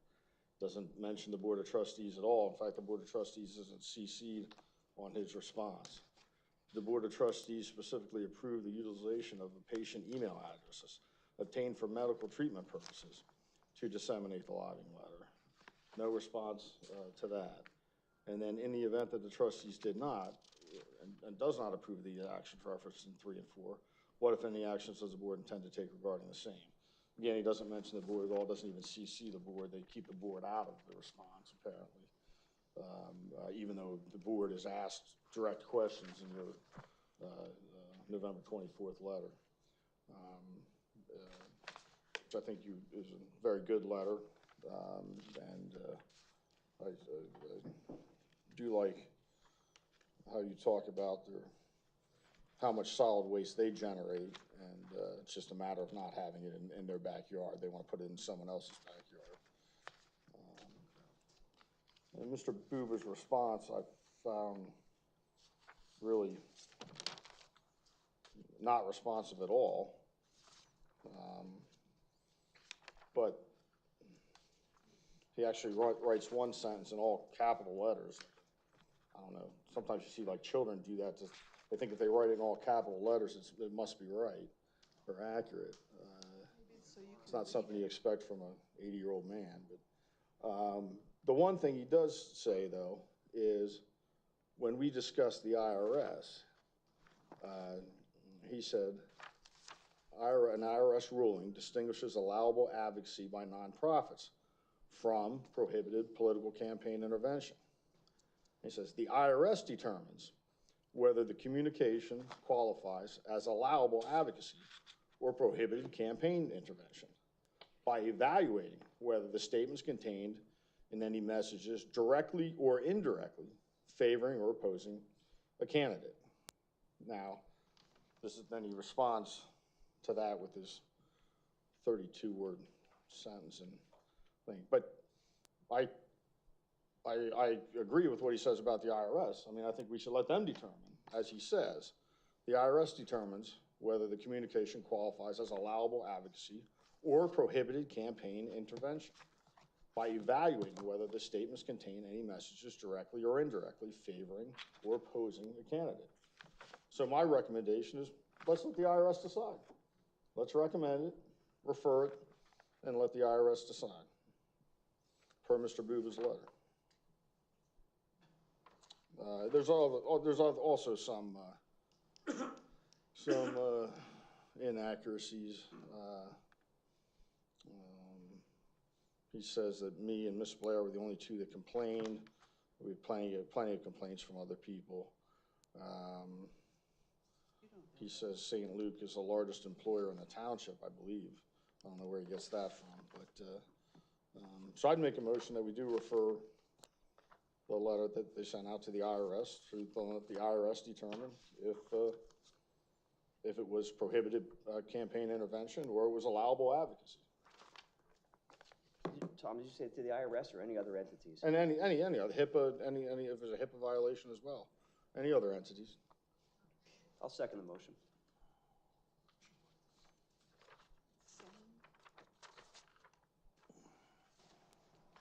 Mr. Benonis, how do you vote? Yes. Mr. Mr. Croce? Yes. Ms. DeLeon? Absolutely not. Mr. Engles?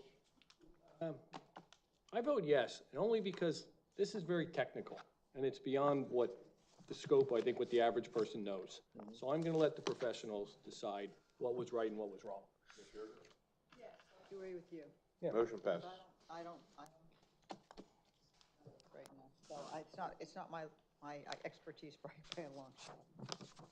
I will note that none of the It's three. not public comment time. All right. You let him talk, and Not I'm gonna public comment. talk. No, I didn't. Yes, you No, I did. didn't. No, he did not get up from his seat, and he did not. I did not, sir. You have three lawyers.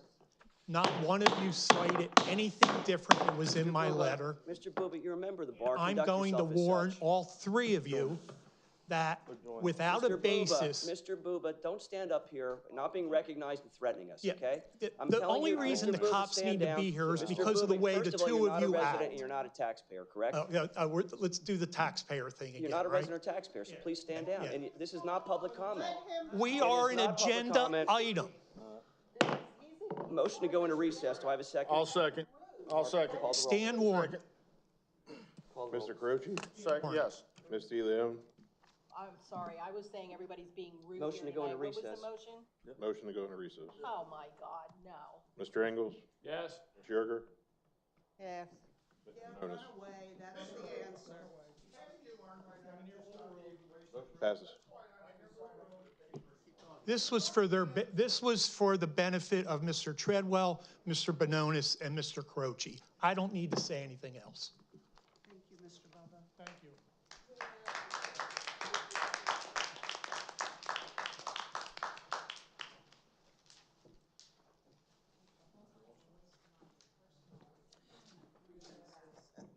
Theatrics doesn't work.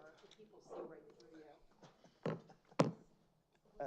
I'll make a motion to reconvene the meeting. Second. Ms. DeLeon, how do you vote? Open the meeting, yes, let's get the circus going. Mr. Engles? Yes. Jurer? Yes. Mr. Bononis? Yes. Mr. Croce? Yes. Motion passes. All right, next up is discussion of Lower Saucon Township police coverage for Hellertown Police on December 9 and the year. Again, no information. So I had learned that apparently on December 9, 2023, Hellertown Borough had decided to forego any municipal police coverage and instead bring in or have the Pennsylvania State Police on standby for any police-related matters that would come up when there were no Hellertown Borough police officers on duty. This comes on the heels of the scandal concerning the current police chief. It's been all over the news about alleged theft of $122,000 of either money or services from the borough. There's an ongoing investigation, I believe, by the State Attorney General's office into that. There's been some media reports about an interim police chief being appointed. I'm not sure what the mayor's involvement is in any of this and what's being done to identify a new police chief, but it's concerning to me as a resident and taxpayer of Lower Saucon Township that I pay for police services here in the township.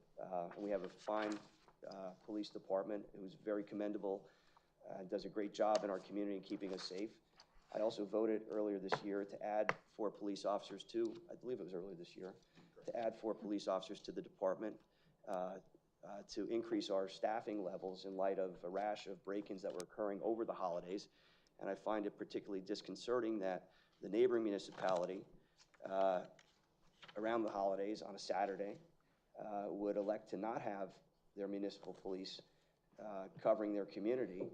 And as I understand it, Lower Saucon Township is a mutual aid department, and if there's an issue in Hellertown, that Lower Saucon would go to the rescue, just as we would go to Upper Saucon Township or Fountain Hill or other places. So I know we have Chief Barnt here, and I'm hoping that he can address these issues and provide, some understanding as to what, if anything, Lower Saucon Township was required to do on December 9th and any other time in Lower Saucon Township, because I want to make sure that the tax dollars that I'm paying for our police force are actually being used for a police force that's patrolling the community that I live in and not subsidizing a police department that, by many accounts, has some problems at the very top. And apparently decided not to have police coverage on a weekend before the holiday. If I could, we did not provide any police coverage to Hellertown on December 9th. I was notified that they were going to go to state police coverage through a certain time period. Chief, were you aware of that before or after were you notified? I didn't mean to interrupt you. That's okay. I received a phone call that morning prior to it occurring from the interim chief. He was told to call me. And who told him to call you? I do not know. I didn't Was ask. it the mayor? I have no idea. Does the mayor oversee the police department in Hellertown? Okay. So he informed me that they were going to go to state police coverage and wanted to let me know. And he was also going to inform the city of Bethlehem. And he wanted to know if we would be able to assist if they had emergencies. I said, if you have an emergency, we will assist you. Just have the county dispatch us, just like we do every day. And we would do right now if we had to. But we did not respond to any calls for assistance that night. So I was informed of that. I will not make any comments about Hellertown and their police department. I've had communication with them and their interim chief over the last 2 weeks. This was treated no different than any other day. And just to let everybody know, we provide assistance to multiple agencies, just like Jason said, including out-of-state agencies. They call us for assistance. We also request assistance from other states. Just this month alone, North Carolina, NYPD, twice. So as far as assisting other agencies, that's part of law enforcement every day. I get a clarification there. I understand the need to assist other police departments, such as North Carolina, that assisted us, and to do whatever needs to be done. I guess my questions deal more with, if this happens in the future, one, you weren't notified until the morning of, so it would have been difficult for you to call any extra officers in if you thought you might need it, or if we had something going on, for example, where you had a lot of officers dedicated, right? So you said you got the morning before. And the second thing is, assistance is different than coverage. We would not cover the borough of Hellertown. I would not commit our police department without first getting approval from the township manager before anything. That's what Assistance is a different story. I'm talking about coverage, because there was state police coverage. There was supposed to be coverage from the state police if something happened, correct? That's what I was told, yes. Right. And you're saying nothing happened, so we didn't have to provide any coverage either. We were not requested to assist. Right. So go through the system, let's say something, because I could see this happening in the future, and I just want to understand. Let's say there is an emergency in Hellertown. They call the county 911, right? Or the county dispatch, right? Correct. Now, would they call state police first if it was state police coverage, or would they call you first? If state police is covering a municipality, they're going to call state police. Okay. And then the state police may call us to say, hey, if you have units available, can you assist? Okay, so you would be the second call. We could, depending on the location. If it was closer to Bethlehem, they might call Bethlehem. Right, okay, but the state police. More than likely, if it was Hellertown, it would be Lower Saucon. Your knowledge, what does the state police do when they're asked to provide coverage to a municipality? Do they do anything different? They do nothing different than we do. No, I mean, I don't know what their policies are. So they don't have they wouldn't necessarily have a state police officer patrolling the borough of Hellertown that day? I don't believe so. It would just be on a call basis? Or driving through, patrolling. Right. State troopers that drive through Lower Saucon. So if the call goes to the state police and then they ask you for assistance, then you're the second call, let's say. But quite often, our officers could respond more quickly than the state police. Very possible. That's very possible, right? And it just happened this past weekend. They had a fight call. They requested assistance. We had a unit right on Polk Valley Road. Who requested assistance? And they had a fight call on Polk Valley Road at the Starbucks. Right. One of our units was right on Polk Valley Road, got there first, and there was nothing. Right. Okay. Okay. And that works vice versa. Correct. But we have, how many officers do we usually have on? We try to 4? have, we have a minimum staffing at 2, and we can have up to 4. 4. And how many do they have? Anywhere from 0 to 2? Their minimum staffing, I don't know what it is, because I honestly don't know. I mean, most of the time they have 3, or 2, I'm sorry. Well, we know on December 9th it was 0. That's what I was told, yes. And this is not an indictment of the Hellertown police officers who are out patrolling. This is a matter of the scheduling and the manpower to make sure that they're providing manpower and that we're not being unduly burdened by a neighboring municipality that knows that we've got 2 to 4 officers on duty at any given time and they can just let it fly.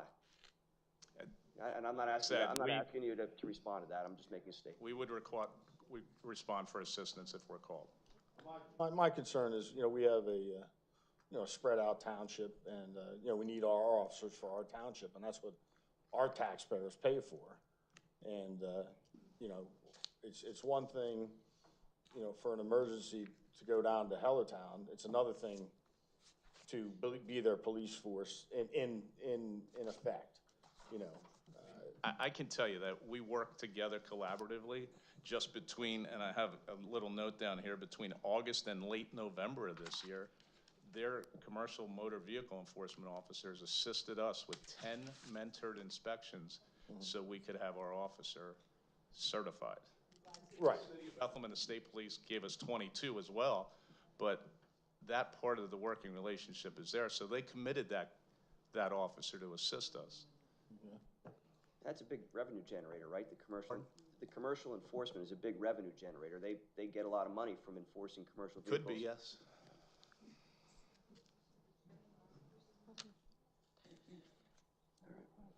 Well, I don't have any other questions, but I appreciate your comments, Chief, and I appreciate how you run the department. It's, the residents of Lower Saucon Township are very fortunate to have such a highly trained, skilled police department.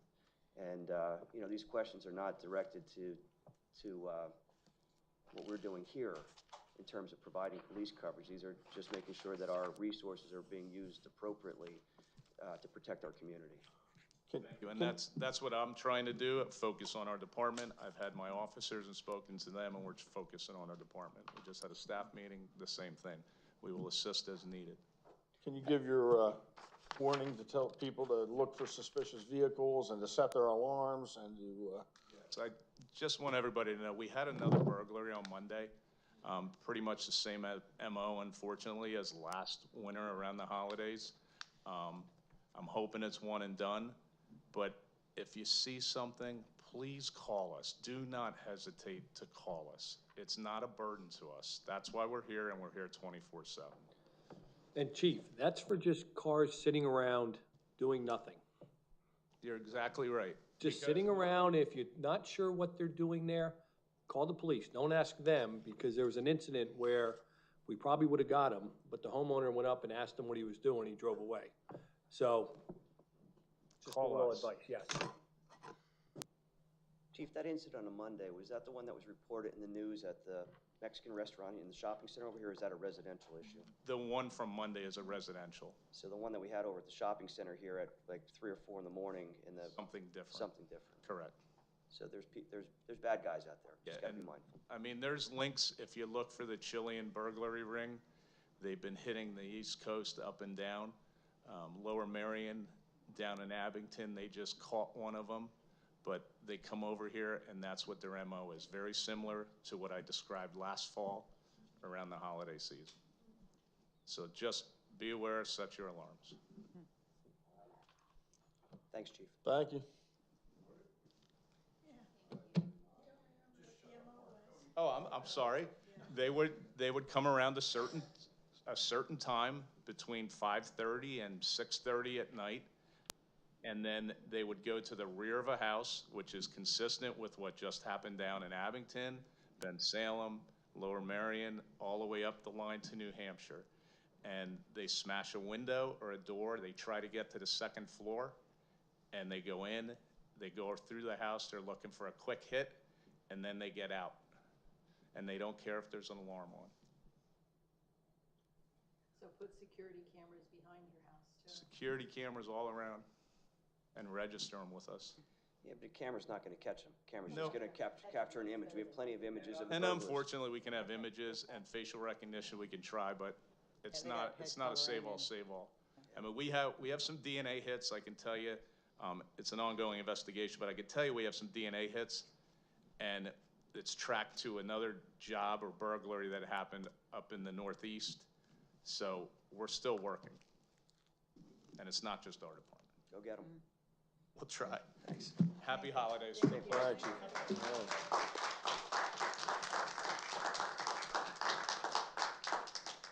All right, next up, we have discussion and possible action on an updated third-party language and other statutory reference and corrective revisions regarding the 11 landfill conservation easements. You want to add anything to this, Link?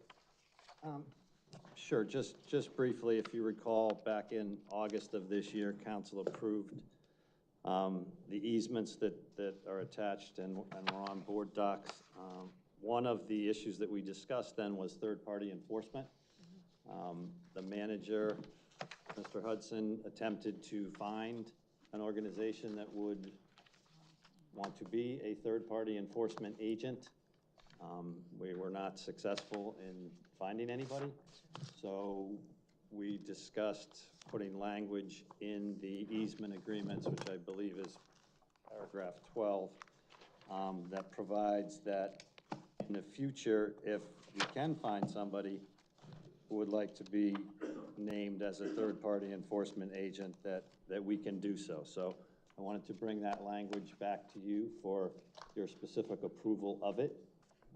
And there are also a couple other revisions that were made. One was a statutory reference to refer to the Conservation and Preservation Easements Act as opposed to the Open Space, what we know as the Open Space Act. And then there was one number that was incorrect in the initial easement, so that's been corrected. You all saw red line copies on board docs and in your packets. So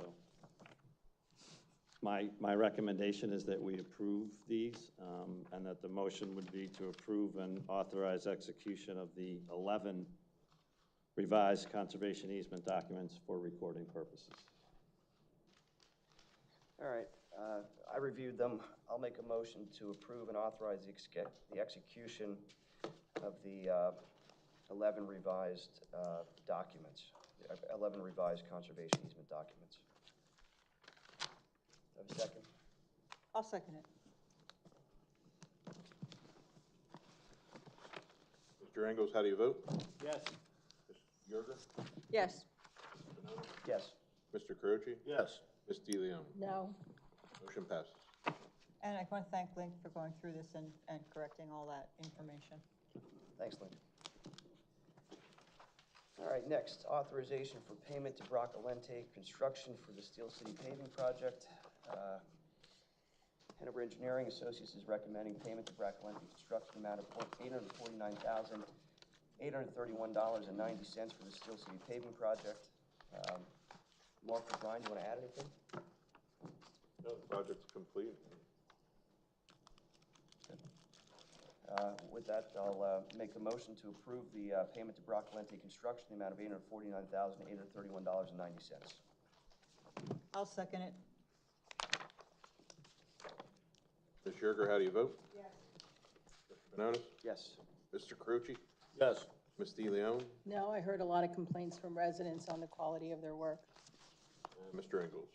Yes. Motion passes. All right, thank you. Can we have Broccolente remove the asphalt in front of the homes where people are complaining? It's not. All right, we have approval of the December 6, 2023 council minutes. Any questions, comments, or revisions? Having heard none, I'll make a motion to approve the December 6, 2023 council meeting minutes. I'll second. Thank you, Mark. How do you vote? Yes. Mr. Croce? Yes. Ms. DeLeon? Yes. Mr. Engles? Yes. Ms. Jurer? Yes. Motion passes.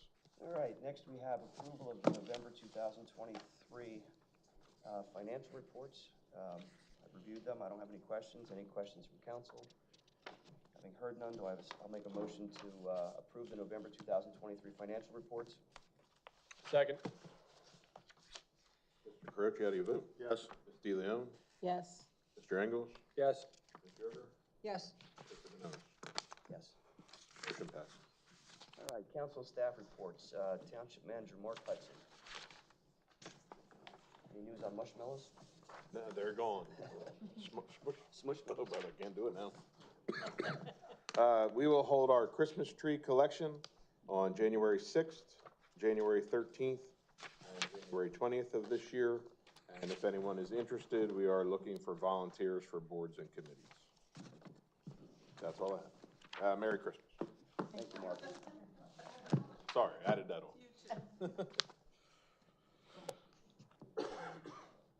All right, council reports.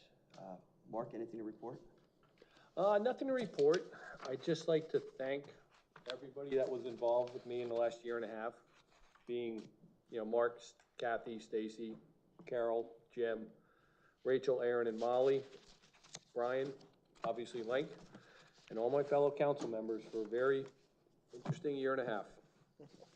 And I feel I've learned a lot, and I feel it's been a very interesting experience, and I think I've grown a lot from it. So thank you to everybody for the last year and a half. Thanks, Mark. Sandy? Okay, just I want to, again, hope everybody has great holidays, and just joy moving forward. Thanks, Sandy. I'll go next. As we have historically done at the end of the year, in our last meeting for the year, we go over some of the things that we've accomplished here as a township. And I think that it's important to remind the public of all the things that the township does for them. So I'm going to start. Mark was kind enough to put together some information as well. We hosted 3 movies in the park. We partnered with Upper Saucon Township and held 2 electronic recycling events. We hired 3 full-time police officers and 2 public works employees. We passed an ordinance to place a question on the November ballot asking our residents if they'd like to have term limits for council members. The voters voted to implement the term limits. We passed an ordinance for allowing underground storage tanks in areas of carbonate geology if the applicant meets federal and state regulations. We passed ordinances that amended the township zoning to allow additional commercial and industrial uses. We approved the new host community agreement with Bethlehem Landfill. We reviewed and approved Bethlehem Landfill's Phase 5 land development plan. We reviewed and approved the plan to allow for additional homes to be built on the Steel Club property. We ordered a new pumper truck for Lower Saucon Fire Rescue with delivery expected in 2028. Fire Committee worked to create a vision plan for the Lower Saucon Fire Rescue moving into the future.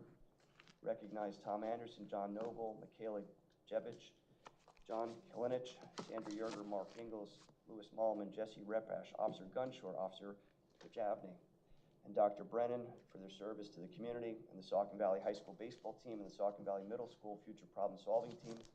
With their accomplishments, we authorized and completed repair of the Heller Homestead main home sun porch windows, authorized the restoration of the windows in the Heller Homestead windows, and the project has begun and will be completed in early 2024. We completed a cleanup of the debris in the Heller Homestead barn ruins. Thank you for that, Mark. Secured easements with residents to facilitate the Black River Road and Reading Drive culvert replacement projects. We continued our agreement with the Saucon Valley Community Center to host a year-long senior program and a youth summer camp program for residents. Purchased and installed a historic sign at the Wagner Hallam Farmstead along Saucon Valley Rail Trail. Approved the installation of 4 pickleball courts to Polk Valley. Construction's begun and will continue in 2024. We renamed the Woodland Hills Preserve to Sandra Jurer Community Recreation Area and Nature Preserve. We approved the conservation easements with the Bethlehem Landfill and the Bushkill Motorcycle Club. We approved a franchise agreement with Comcast to bring our residents an additional option for cable and internet. We passed the 2024 balanced budget with a .75 mil reduction in real estate taxes for our residents. Got a number of grants totaling $912,380 from the PACED COVID-19 pandemic response grant, $50,000 license plate, that was used for license plate readers. The Norco Grow, which was used for $15,000 of security cameras. Statewide local share grant, for which $200,000 was for the Town Hall Park Playground. Keystone Communities grant, $64,030 for the Town Hall Park Playground. Monroe County local share grant, $394,330 for the Eastern Road Ball Field. Northampton Lehigh local share grant, $114,530 for the Eastern Road Ball Field. Police DUI safety grant in the amount of $75,000. Grants that we applied for in 2023 totaled $831,296. Northampton County hotel tax, $13,500 for defibrillators for the municipal parks. 2023 Norco Grow, $50,000 for the Town Hall Park Tot Lot Playground. 2023 Norco Public Safety Grant, $17,796 for license plate readers for the police department. The Monroe County Local Share Grant, $100,000 of that for Southeastern Park. Northampton County, Lehigh County Local Share Grant, $400,000 for a new paver. Statewide Local Share Grant, $250,000 to be applied to the Saucon Valley Rail Trail, Reading Drive Trailhead restrooms. Public Works had accomplishments. They purchased a new asphalt roller, aerial truck, compact loader, grader attachment. We received a new dump truck and tree chipper from our 2022 purchases. Resurfaced 5.79 miles of township roads. Completed the Steel City repaving project, which is an additional 3.35 miles of roads paved. Finished the refurbishing of Old Philadelphia Pike Bridge. Assisted in the planning, construction, and execution of the Black River Road Culvert Replacement Bridge. Constructed a pedestrian connector trail between Glenview Drive and Raiders Lane. Constructed and ran a yard waste collection facility for the residents. Installed 2 new water fountains at the Reading Trailhead to Steel City Park. And closed the police department vehicle carport ceiling with metal roofing material. Installed 450 feet plus or minus of storm sewer on Waldheim Road to alleviate the winter icing problem and safety issues. Various improvements to the Steel City Park. Public Works staff attended 9 training classes. We also were in communication with PennDOT about the progress of the Meadows Road Bridge and can report that that is scheduled to be undergo work in the spring and hopefully completed by the summer of 2024. It's been offline for a long time. Again, that's county owned. 2023 Police Department accomplishments. Our police department conducted 34 community problem-solving details, such as speeding complaints and things like that. Conducted 20 traffic details funded by the Pennsylvania Traffic Safety Grant. Conducted 3 DUI roving patrols funded by the Pennsylvania Traffic Safety Grant. Conducted 1 Operation Safe Stop, which is a school bus light detail. Hired 3 additional full-time officers. Deployed electronic speed signs at various locations to deter speeding and address complaints. Hosted 2 car seat check events. 3 other police departments at our municipal complex. Visited the Saucon Valley Community Center summer camps at Town Hall Park and Southeastern Park. K-9 Officer Cunningus and Township K-9 Titus conducted 8 K-9 demonstrations throughout the community. Continued our school walkthrough program at Saucon Valley School District. Held a successful, very successful National Night Out at Town Hall Park. Thank you for that, Chief. Really well done. And everyone else involved. Donated 425 pounds of food to the New Jerusalem Church Food Bank from our 4th annual food drive. Held our 4th Toys for Tots drive and donated 8 large boxes of toys and several bikes. 3 corporals returned their FBI LEDA, L-E-E-D-A Trilogy Award for successfully completing the Supervisor, Commander, and Executive Leadership Training put on by the FBI, LEDA. Several officers participated in the Hellertown Halloween Parade, and Township also financially supported the Hellertown Halloween Parade. Officers participated in No Shave November and Double Down December. $880,000 was donated to the Pediatric Cancer Foundation of the Lehigh Valley. Hosted several outside training classes that were attended by several of our officers as well as officers from various other departments. Hosted Alex Mann, an autistic male who visits police departments to educate them on autism awareness. We were the 385th department that he had visited.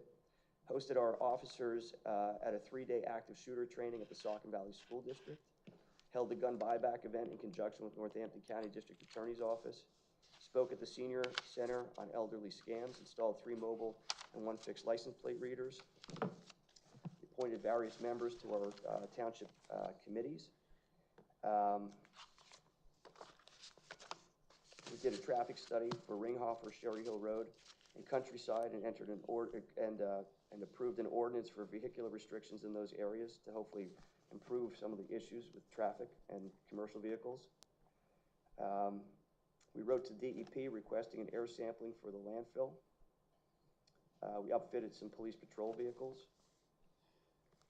We collected delinquent taxes. We funded Lower Saucon Fire Rescue.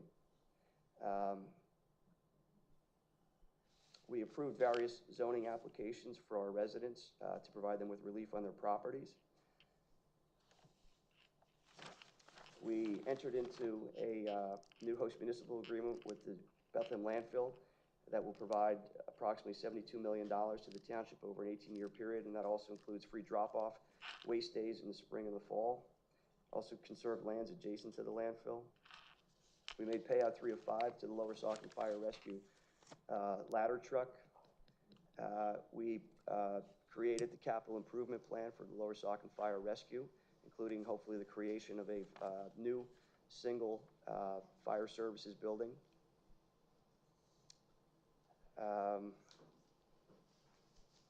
We maintained over $9 million in revenue surplus for the township in reserves. And we provided bonuses for all, we provided raises for all township staff. We also provided incentive bonuses for all township staff and all police officers. There's other things, but I'm sure that's a long enough list for everybody. On behalf of council, I want to thank everybody who works for the township. You do an admirable job. It's been a pleasure, and it will remain a pleasure to work with you. I think the township residents don't appreciate enough the hard work that the folks that work in this building and work on the roads and provide fire services, even though they're not necessarily township employees, and that are out there, you know, chasing down the bad guys that are breaking down doors and robbing houses, what they do. I think people take that for granted, and it's unfortunate. I, for one, don't, and having been on council, I see firsthand the good work that the folks here do, and it's an honor and a privilege to work with you, and I appreciate all that.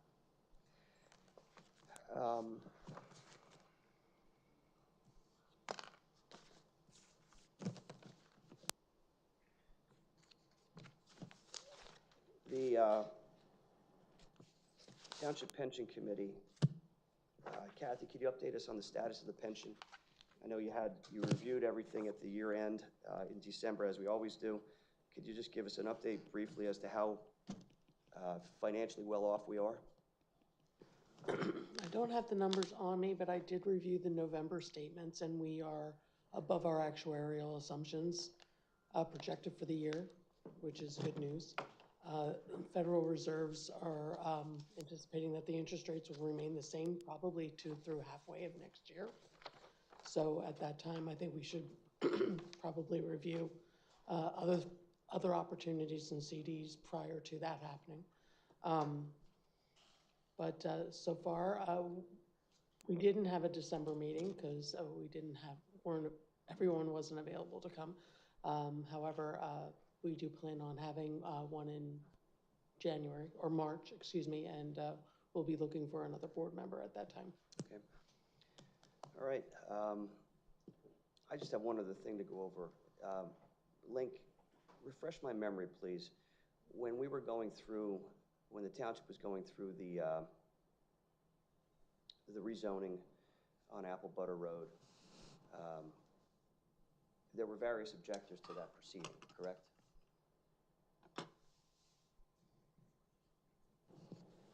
So are we talking about the first ordinance that Township Council adopted probably last year right around this time? It was around... right around the end of December? Yes. Yeah, because I remember some of the Christmas comments. So that one, which there were, to my recollect, 2 challenges filed. There was a procedural validity challenge, which the court eventually upheld. There was a substantive validity challenge, which eventually there was no appeal of that. Moot. Correct. Well, actually, the landfill appealed the procedural validity challenge and then withdrew that appeal. Okay. But yes, there were objectors. Right, and one of those objectors was Northampton County, correct?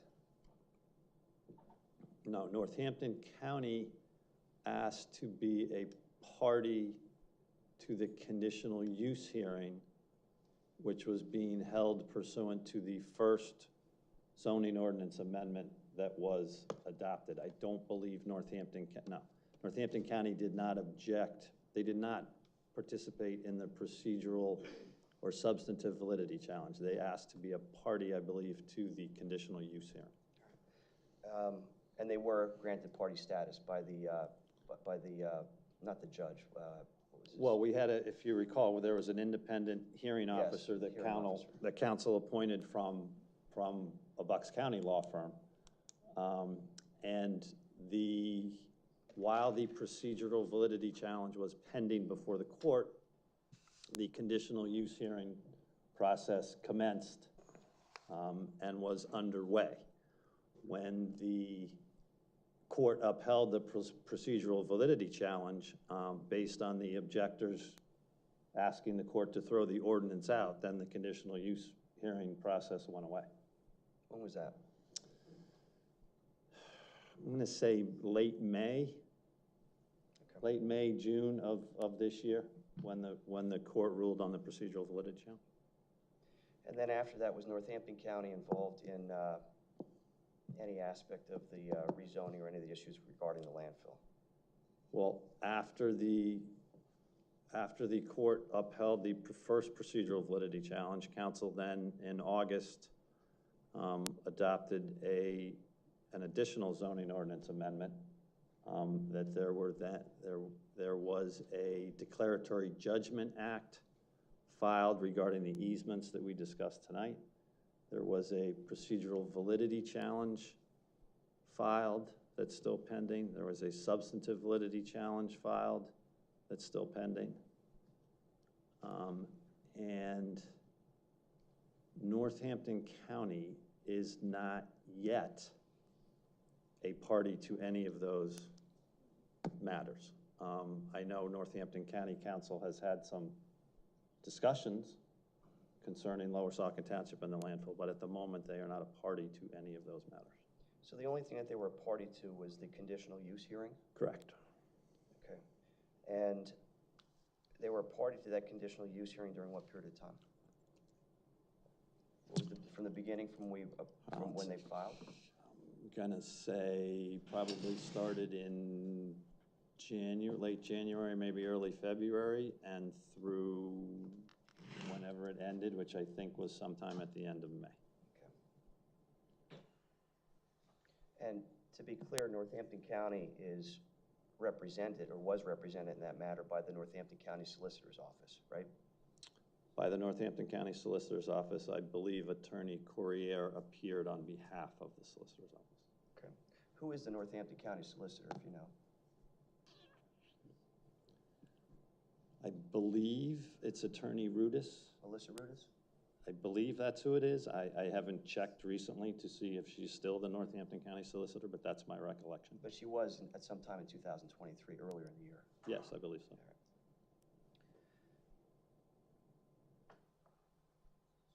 Well, you know, I'm hesitant to bring this up, but I think I'm obligated to. So, the Pennsylvania Ethics Act, you would agree that members of council are required to abide by the Pennsylvania Ethics Act, right? You're asking me that? Yes, I would agree with that. That's okay. So, Section 1103 talks about restricted activities. And it talks about conflict of interest, seeking improper influence, and accepting improper influence. And I'll share what it says. It says, this is a conflict of interest, subpart A. No public official or public employee shall engage in conduct that constitutes a conflict of interest.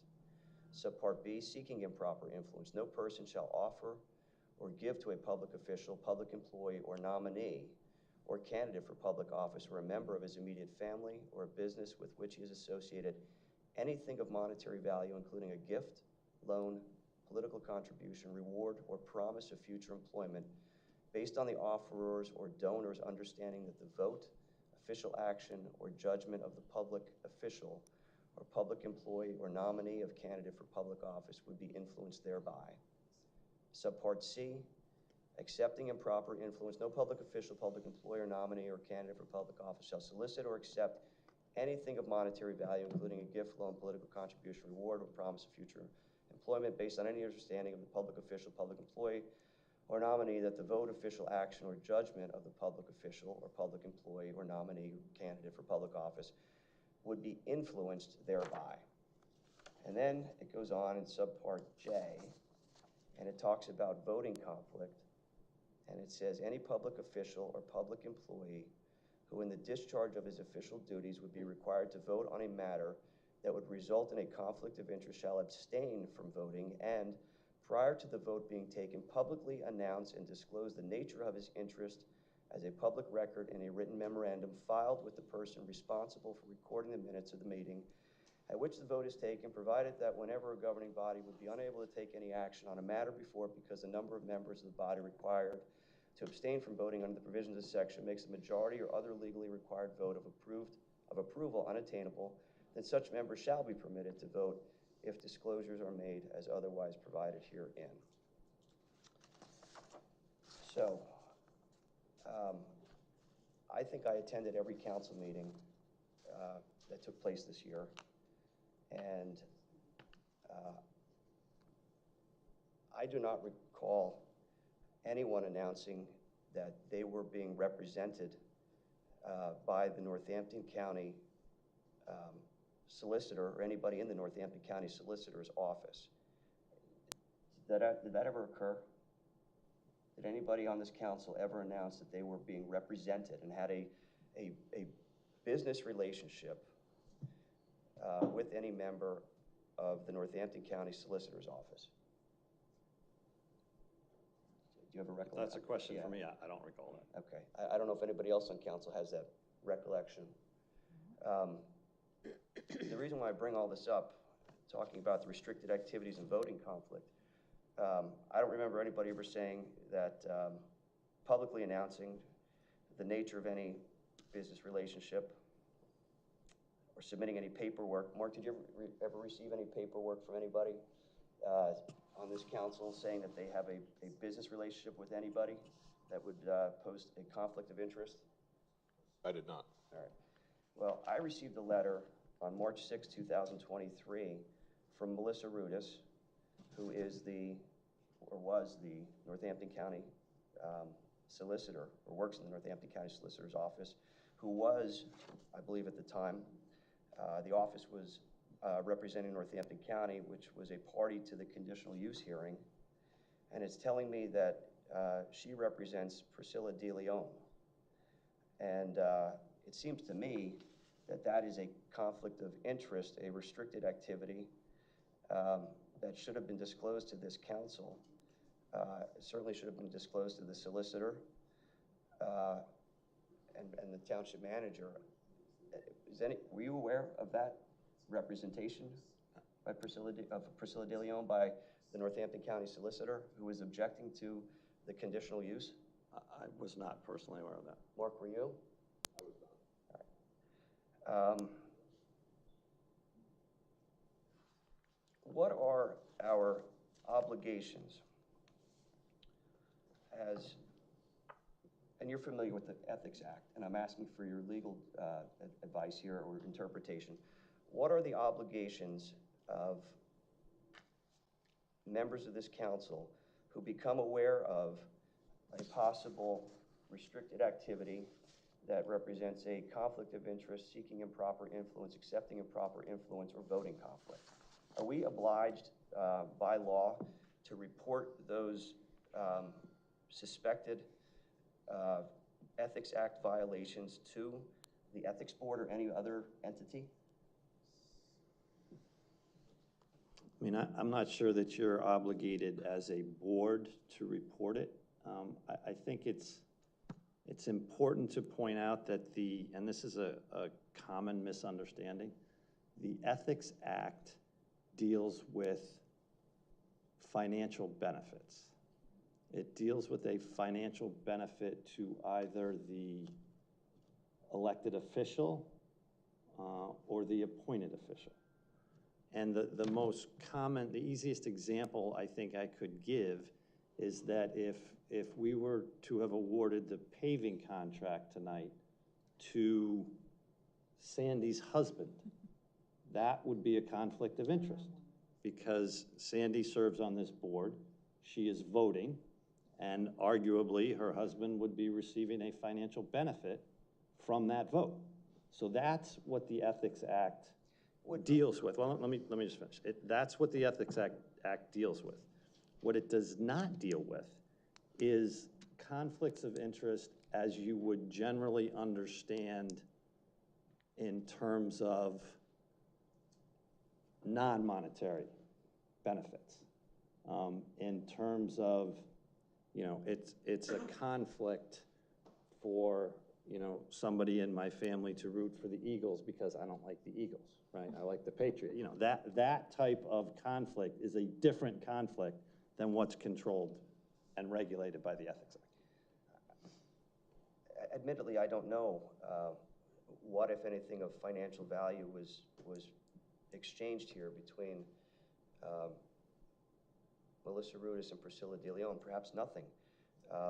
But if free or discounted legal services were provided, would that be something of value that would fall within the Pennsylvania Ethics Act?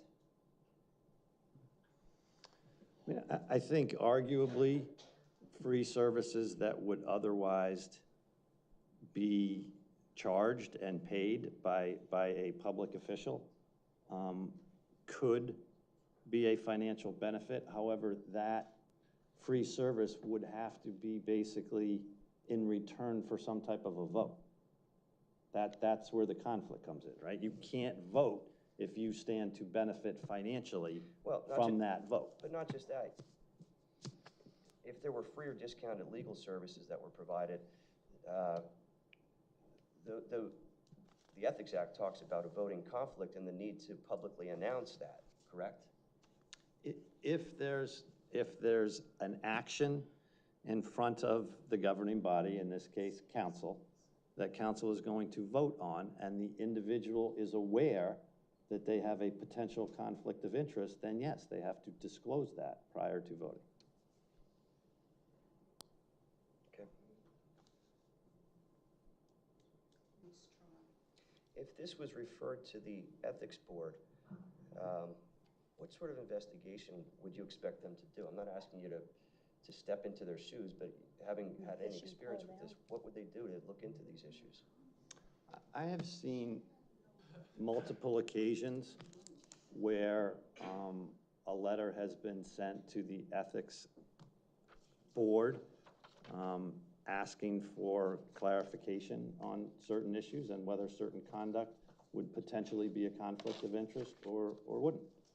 They usually respond with a letter saying, you've asked me the following question, here are the facts you gave us.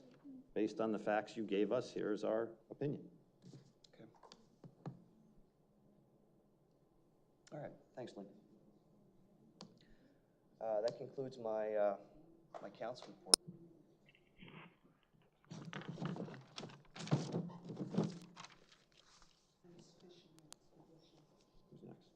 Who's next? Priscilla? Okay, you ready for me? Okay, replying for what Mark, you didn't say the date for the applicants. It's December 28th, I believe. Oh, yeah, we're asking. So if anybody out there wants to serve on any of our committees, if you're unfamiliar with what the committees are, you go on our reorganization, agenda from last year, it says it. I don't think we have a list anyway. Facebook. Oh, it is, okay. So please submit your application. We'd be more than interested to look at it. I also want to thank the manager, council, Link, the staff, fire and rescue people, the police, the EMS for a wonderful year. Really appreciate everybody's help. And I also want to say that on January 2nd, 2024, at 6:30, there's going to be a swearing-in ceremony for the newly elected council people. So that will be the Honorable Council-elect Victoria Cordero, the Honorable Council-elect Laura Ray, who's in the audience, and myself. And it'll be 6:30, and you're more than welcome to attend. and then we'll proceed with the reorganization meeting. So please, I'd like to see your happy faces out there, or we would. So. Yes. That is all I have. Merry Christmas and Happy New Year and season's greetings, however you celebrate, and have a special time with your family and your friends. So, thank you. All right, thank you. All right, the Honorable Tom Carochi is Yeah. up. That's right, we're all Thanks. honorable. I want to thank the township staff and our volunteers. Again, the staff and the police and public works are our most valuable asset, township's most valuable asset. They earn their salaries and they earn the bonus that they get. So Merry Christmas and Happy New Year to all. Thank you. All right, thanks, Tom. All right, next is Solicitor's report. Link? I don't have anything this evening. Thank you. Do you have any update on the library litigation?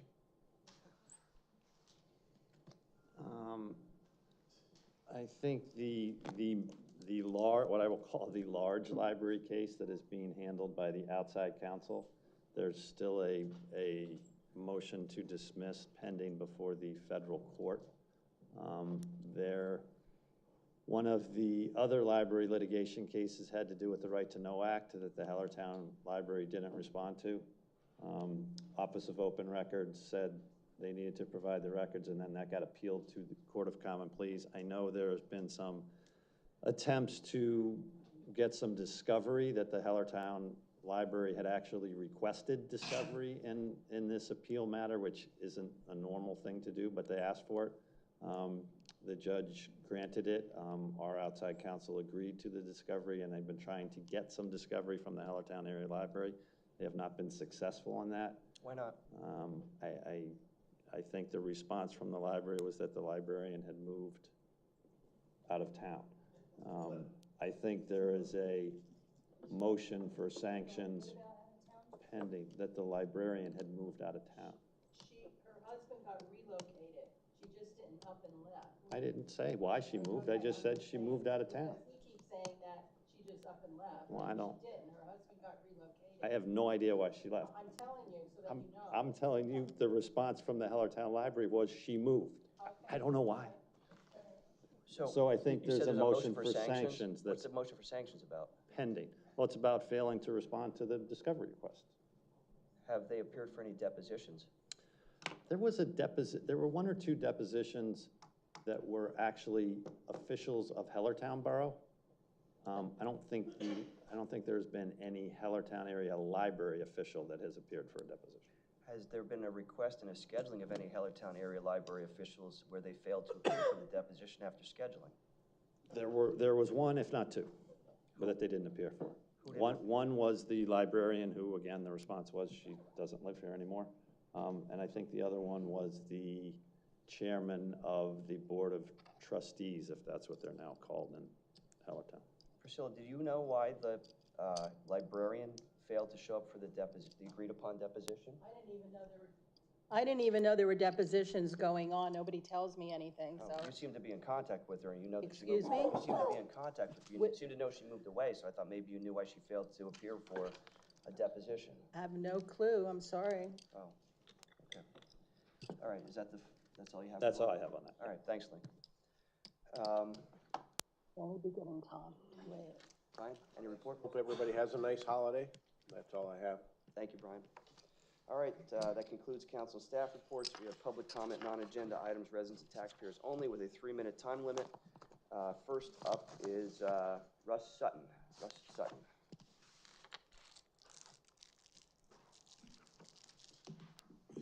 On a positive note, I do respect all your time and efforts, and I also wish Ms.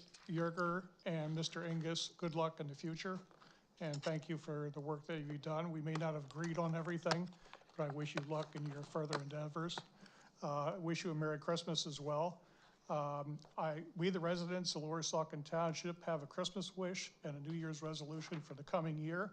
We all welcome our new councilwomen and our returning councilwomen and our new solicitor and our new controller. And we offer our support and good wishes for the new year. and we'd like to help them as much as possible, and we'd like to have open communications and have a really good next year and improve our township. Same to you, Russ. Mr. Sun, may I ask you for a point of clarification? You mentioned a new solicitor. Who's the new solicitor? I mean, solicitor controller. Oh, I'm sorry, I misunderstood. I'm sorry, I said solicitor, I meant controller. Okay. Thank you. All right, next is Andrew Witchen.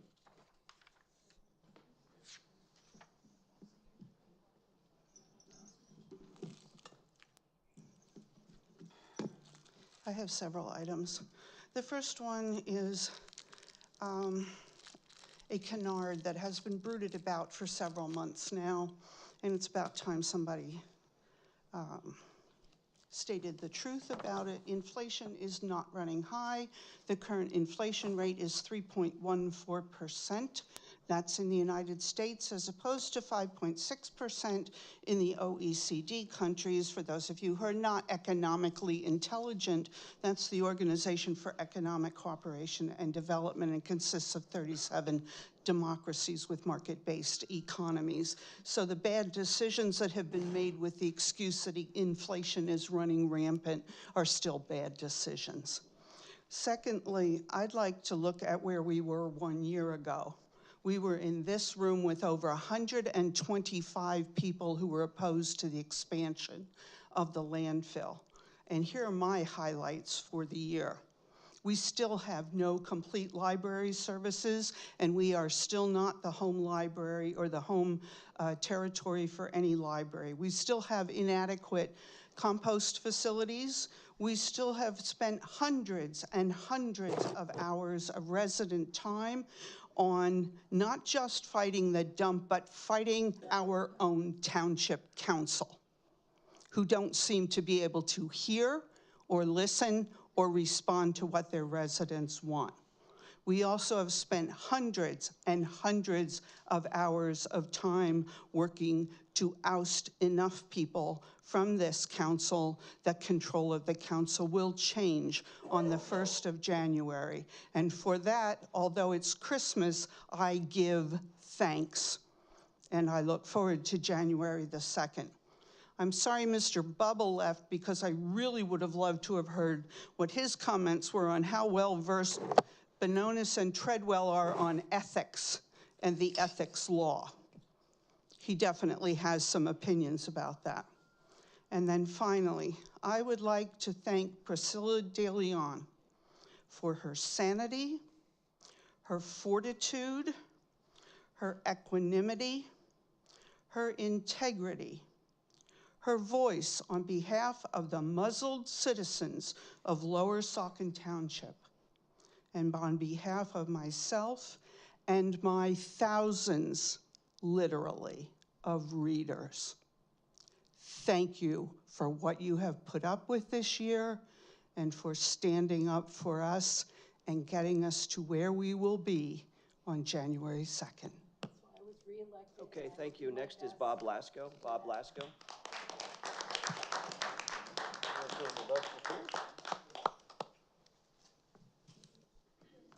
First off, I'd like to say I'm not running for any political office. Oops, that line's already been taken. I am here to offer a word or two. To the council-elect, I would charge you to honor yourselves and our community in the dispensation of your duties as you assume your newly elected and re-elected positions on council.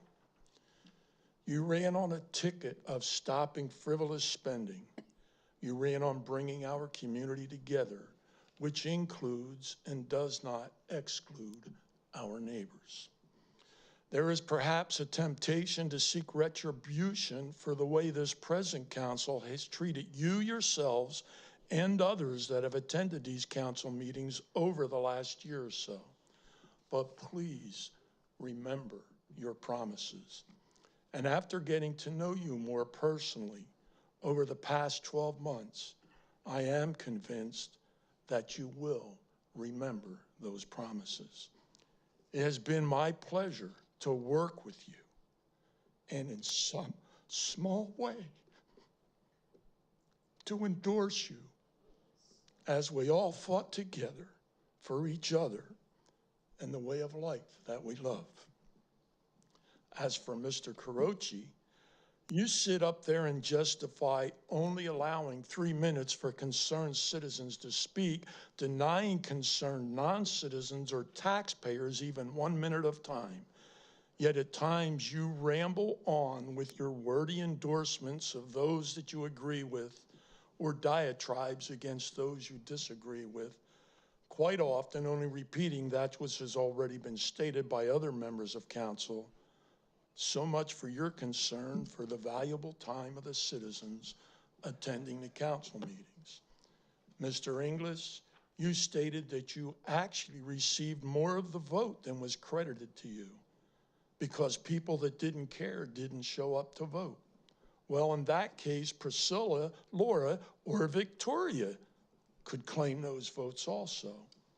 Your 3 opponents handily defeated you with votes of almost 2-1. Those were the people that did care, and there are no hypotheticals there. Mr. Bononis, I predict that your political career is pretty much over. Now, I admit I could be wrong. I've been wrong in the past, but I think not. You have done everything that you could devise to embroil this community in a quagmire of lawsuits. You, by your arrogance, sir, your hubris, Time's up, sir. have been your own undoing. You can run a meeting, you can bring down a gavel, call recess, and reconvene. But that is where your talents end. All right, Mr. Blasco, your You, time's sir, up. have made yourself anathema to the Republican Party. You are a reproach. When women see you coming down the street, they will walk to the other side to keep your shadow from falling on their baby's drool. Second. Call the roll.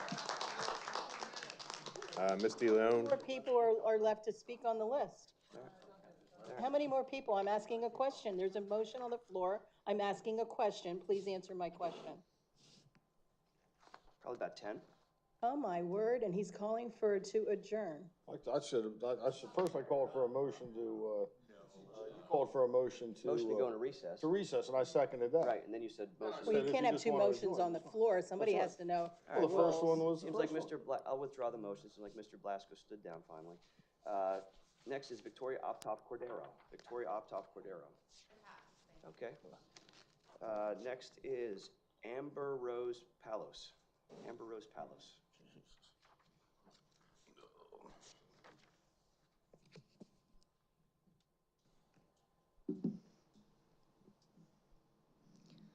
Hi, Amber Palos, 2596 Reddington Road.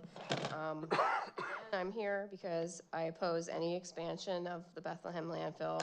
My husband and our 2 boys also oppose the expansion. This bears repeating because it seems to have been forgotten other times that we've spoken over the last year. My questions are, who will be accountable if and when our well water becomes unsafe to drink? Who will be held accountable when the birds damage our home and our vehicles? Who will be held accountable when our property values decline? Who will be held accountable when the runoff from the landfill causes flooding and landslides? As I said before, or tried to say before, you can add 4 more to your count of 16, Mr. Bononis.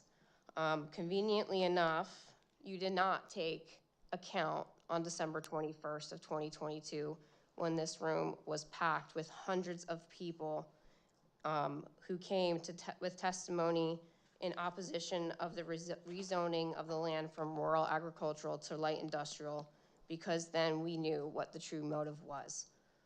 It must have been too difficult to keep count of all the opposition to the landfill expansion project over the course of this past year, because certain members of the council were too busy devising ways to roll out the red carpet for Bethlehem landfill, holding meetings in the middle of the day so as to make it as difficult as possible for hardworking people of the community to attend.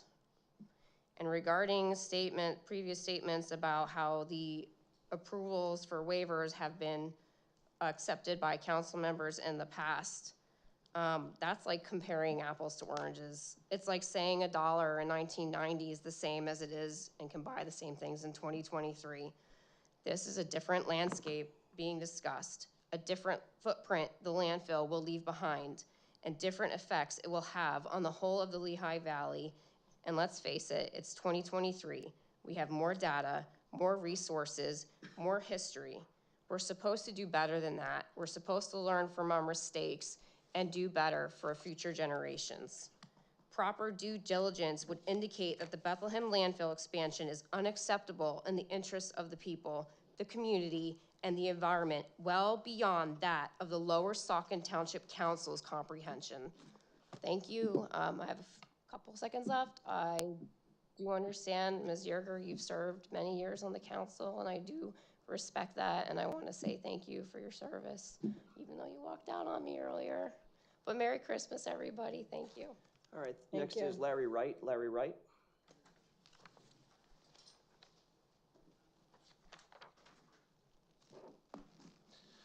Since this is the last council meeting of this administration, it's a good time to comment on what the longest and most lasting and obvious contribution of this council will be, which of course is the mountain turned to garbage, which will be here for the next 50 years or so, and will be the introduction to the Lehigh Valley to everyone traveling west on 78.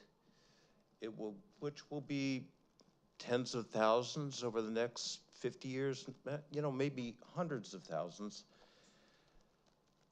that will see the mountain of garbage as their first view of the Lehigh Valley. It will say loudly and clearly what has been a priority of this council for years, which is to make the Lehigh Valley a great place for garbage. Apparently, the council didn't have enough room on the south side of that mountain for all the garbage that it felt should be in Lower Saucon. So it's torn down the trees, wants to recontour the land and make room for more garbage on the north side of the mountain. It's euphemistically called an extension, but of course, basically it's a new landfill. You can't see one landfill from the other. It's a new landfill facing 180 degrees from the old.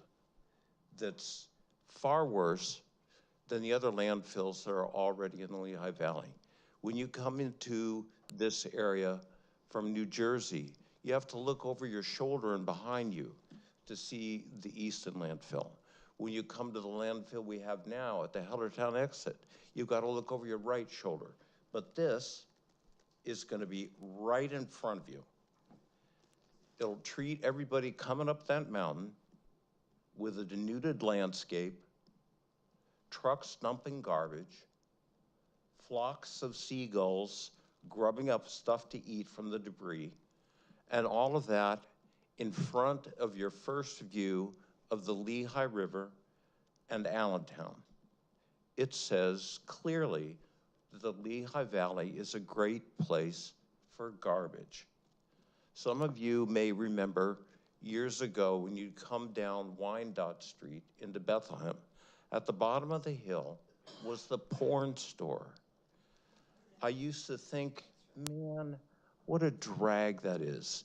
This represents our town. The first thing people see coming into Bethlehem is the porn store. Well, you've done something much worse. You've made a monument to the garbage. All right, Mr. Wright, your time's up. If you could wrap up your comments, please. At the last council meeting, when you were on the bully pulpit, you said that there was, what we have to say here. You're not wrapping up your comments. You're getting into a whole new topic. So I'm going to have to ask you to stand down, okay? We have other people that need to speak. Thank you. Next is William Warner. William Warner. One more time, William Warner. Okay, no response.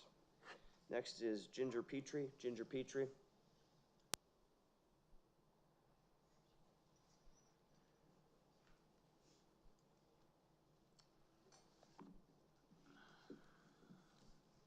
Ginger Petrie, 2626 Reddington Road. I have a new topic and an old topic.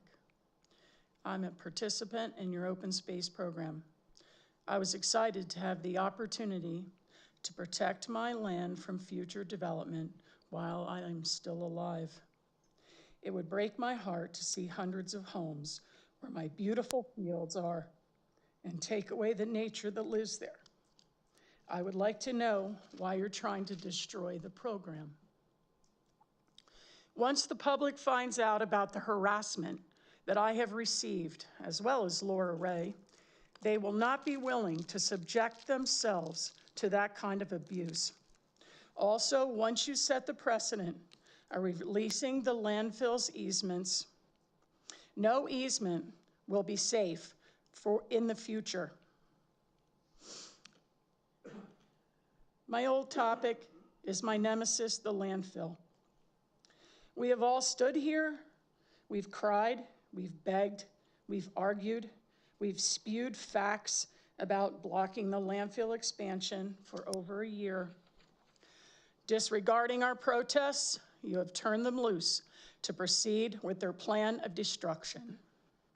In only 1 week after you hit the go button, all of us in my vicinity have received this letter from the landfill, from the lawyers, and including the township,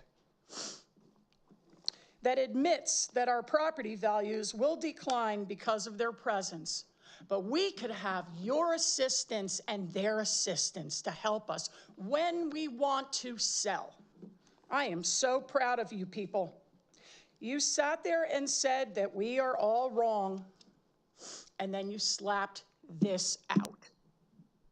I want to calm down, and I want to say thank you to Sandy, and I want to say thank you to Mark. And I know you're very good people, and you've worked very hard on this council, and we do appreciate that. And we appreciate that you're very good people. And the other thing I want to say to Mr. Carochi and Mr. Bononis, I've got 2 words that I wish I could say, and it's not Merry Christmas. All right, thank you. Next is Bruce Petrie. Bruce Petrie.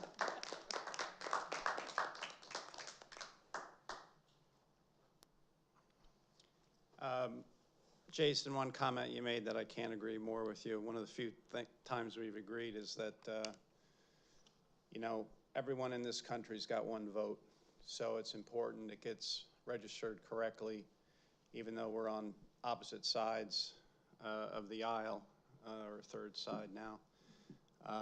It is important to make sure that every vote is counted the way that it was cast. Sandy and Mark, I want to thank you. Sandy, when we went into the open space program in 2015, I think it was that year that you actually walked the property with us, the hills. So I'd actually like to invite, as a spirit of Christmas, Mr. Bononis and Mr. Carochi. I'll be happy to give you a personal tour of the 164 acres so that you can see the beauty of the land and the flora and the fauna that we protected by doing it. And that being said, even though my wife didn't, I want to wish everyone on council, Mark, Sandy, Link, Jason, Mark, Priscilla, and Tom, Merry Christmas. And have a happy and safe one. And I look forward to working with everyone in the new year. Thank you. Thank you, Mr. Petrie. Merry Christmas to you as well. All right, next is Dave Boulan. Dave Boulan.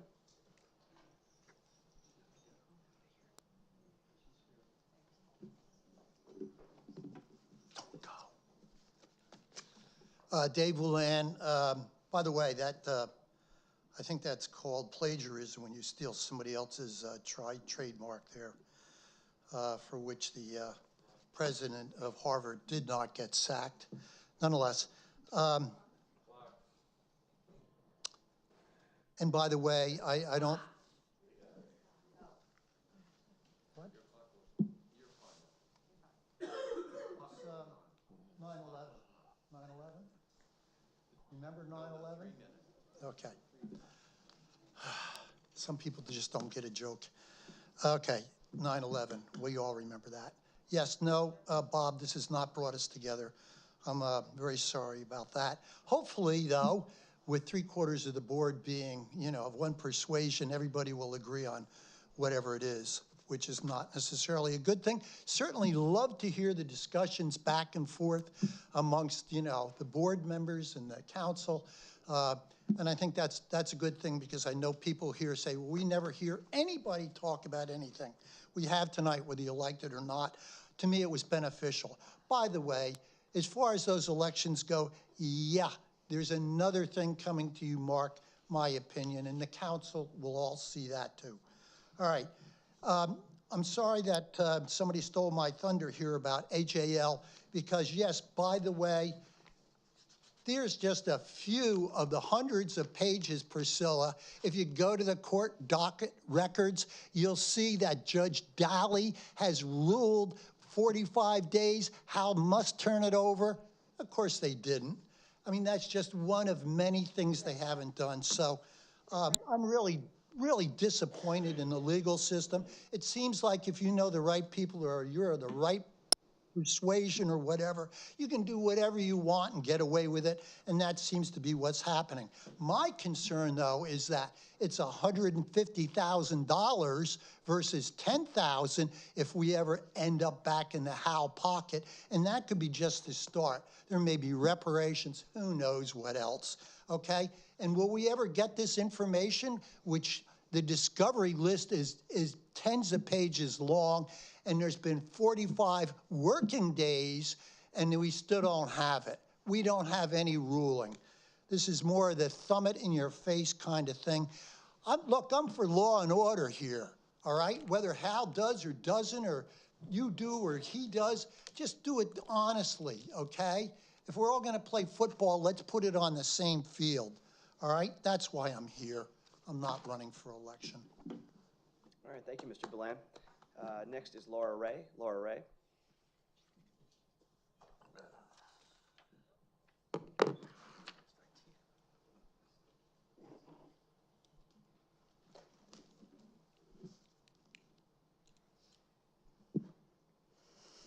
Okay, Laura Ray. I did run for election. Put it on the record. Okay, so my topic I wanted to talk about, was what happened at the last meeting with the budget, because that was just crazy. You should rewind and watch that. It was really a three-ring circus with numbers being thrown out and changed, sitting up there using the phone calculators, hollering over to Kathy, what does that do if we do this, if we do that, and change this up or down? That was not normal or acceptable way to conduct business concerning our budget.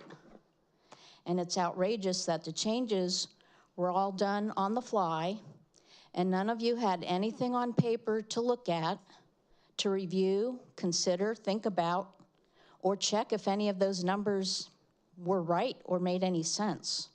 They were just tossed out there. Yet 4 of you voted to approve that budget with those changes.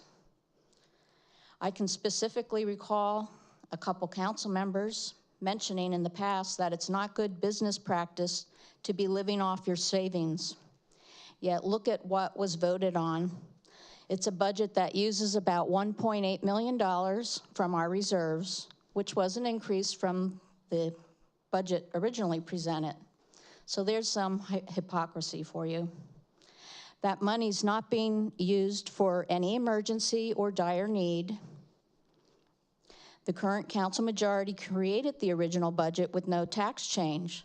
So the timing of cutting those taxes after council majority lost at the election appears to be a very obvious move to further impede or jeopardize the ability for future council to handle the future needs of the township, which may include some very major updates needed for the facilities for our fire services. So this was an indication. There was indication at that meeting that other townships only keep reserves as low as 3 or 6 months of their budget. And, other places are, I think Catasauqua might be going bankrupt. So you're suggesting that we're okay if we reduce our budgets to have that little in our reserves. And I truly don't feel that is a goal for us to strive for. All right, thank you. Kathy, just for clarification, we did pass a balanced budget. It has $9 million plus in surplus, and the numbers that we provided at the last council meeting in support of the budget were accurate numbers, correct? Yes, the 3/4 mil reduction was the amount you had. With the 3/4 mil reduction? Yes. Okay. All right, well, I think that concludes the non-agenda item part of the meeting. Before we wrap up, I again want to thank Sandy for her long time on council, Mark for his long time on council. You've endured a lot of nonsense and nastiness over the years and time here, and you've done the Lord's work. So thank you again for your time on council. Enjoy the holidays with your families, and Merry Christmas to everybody. A motion to adjourn.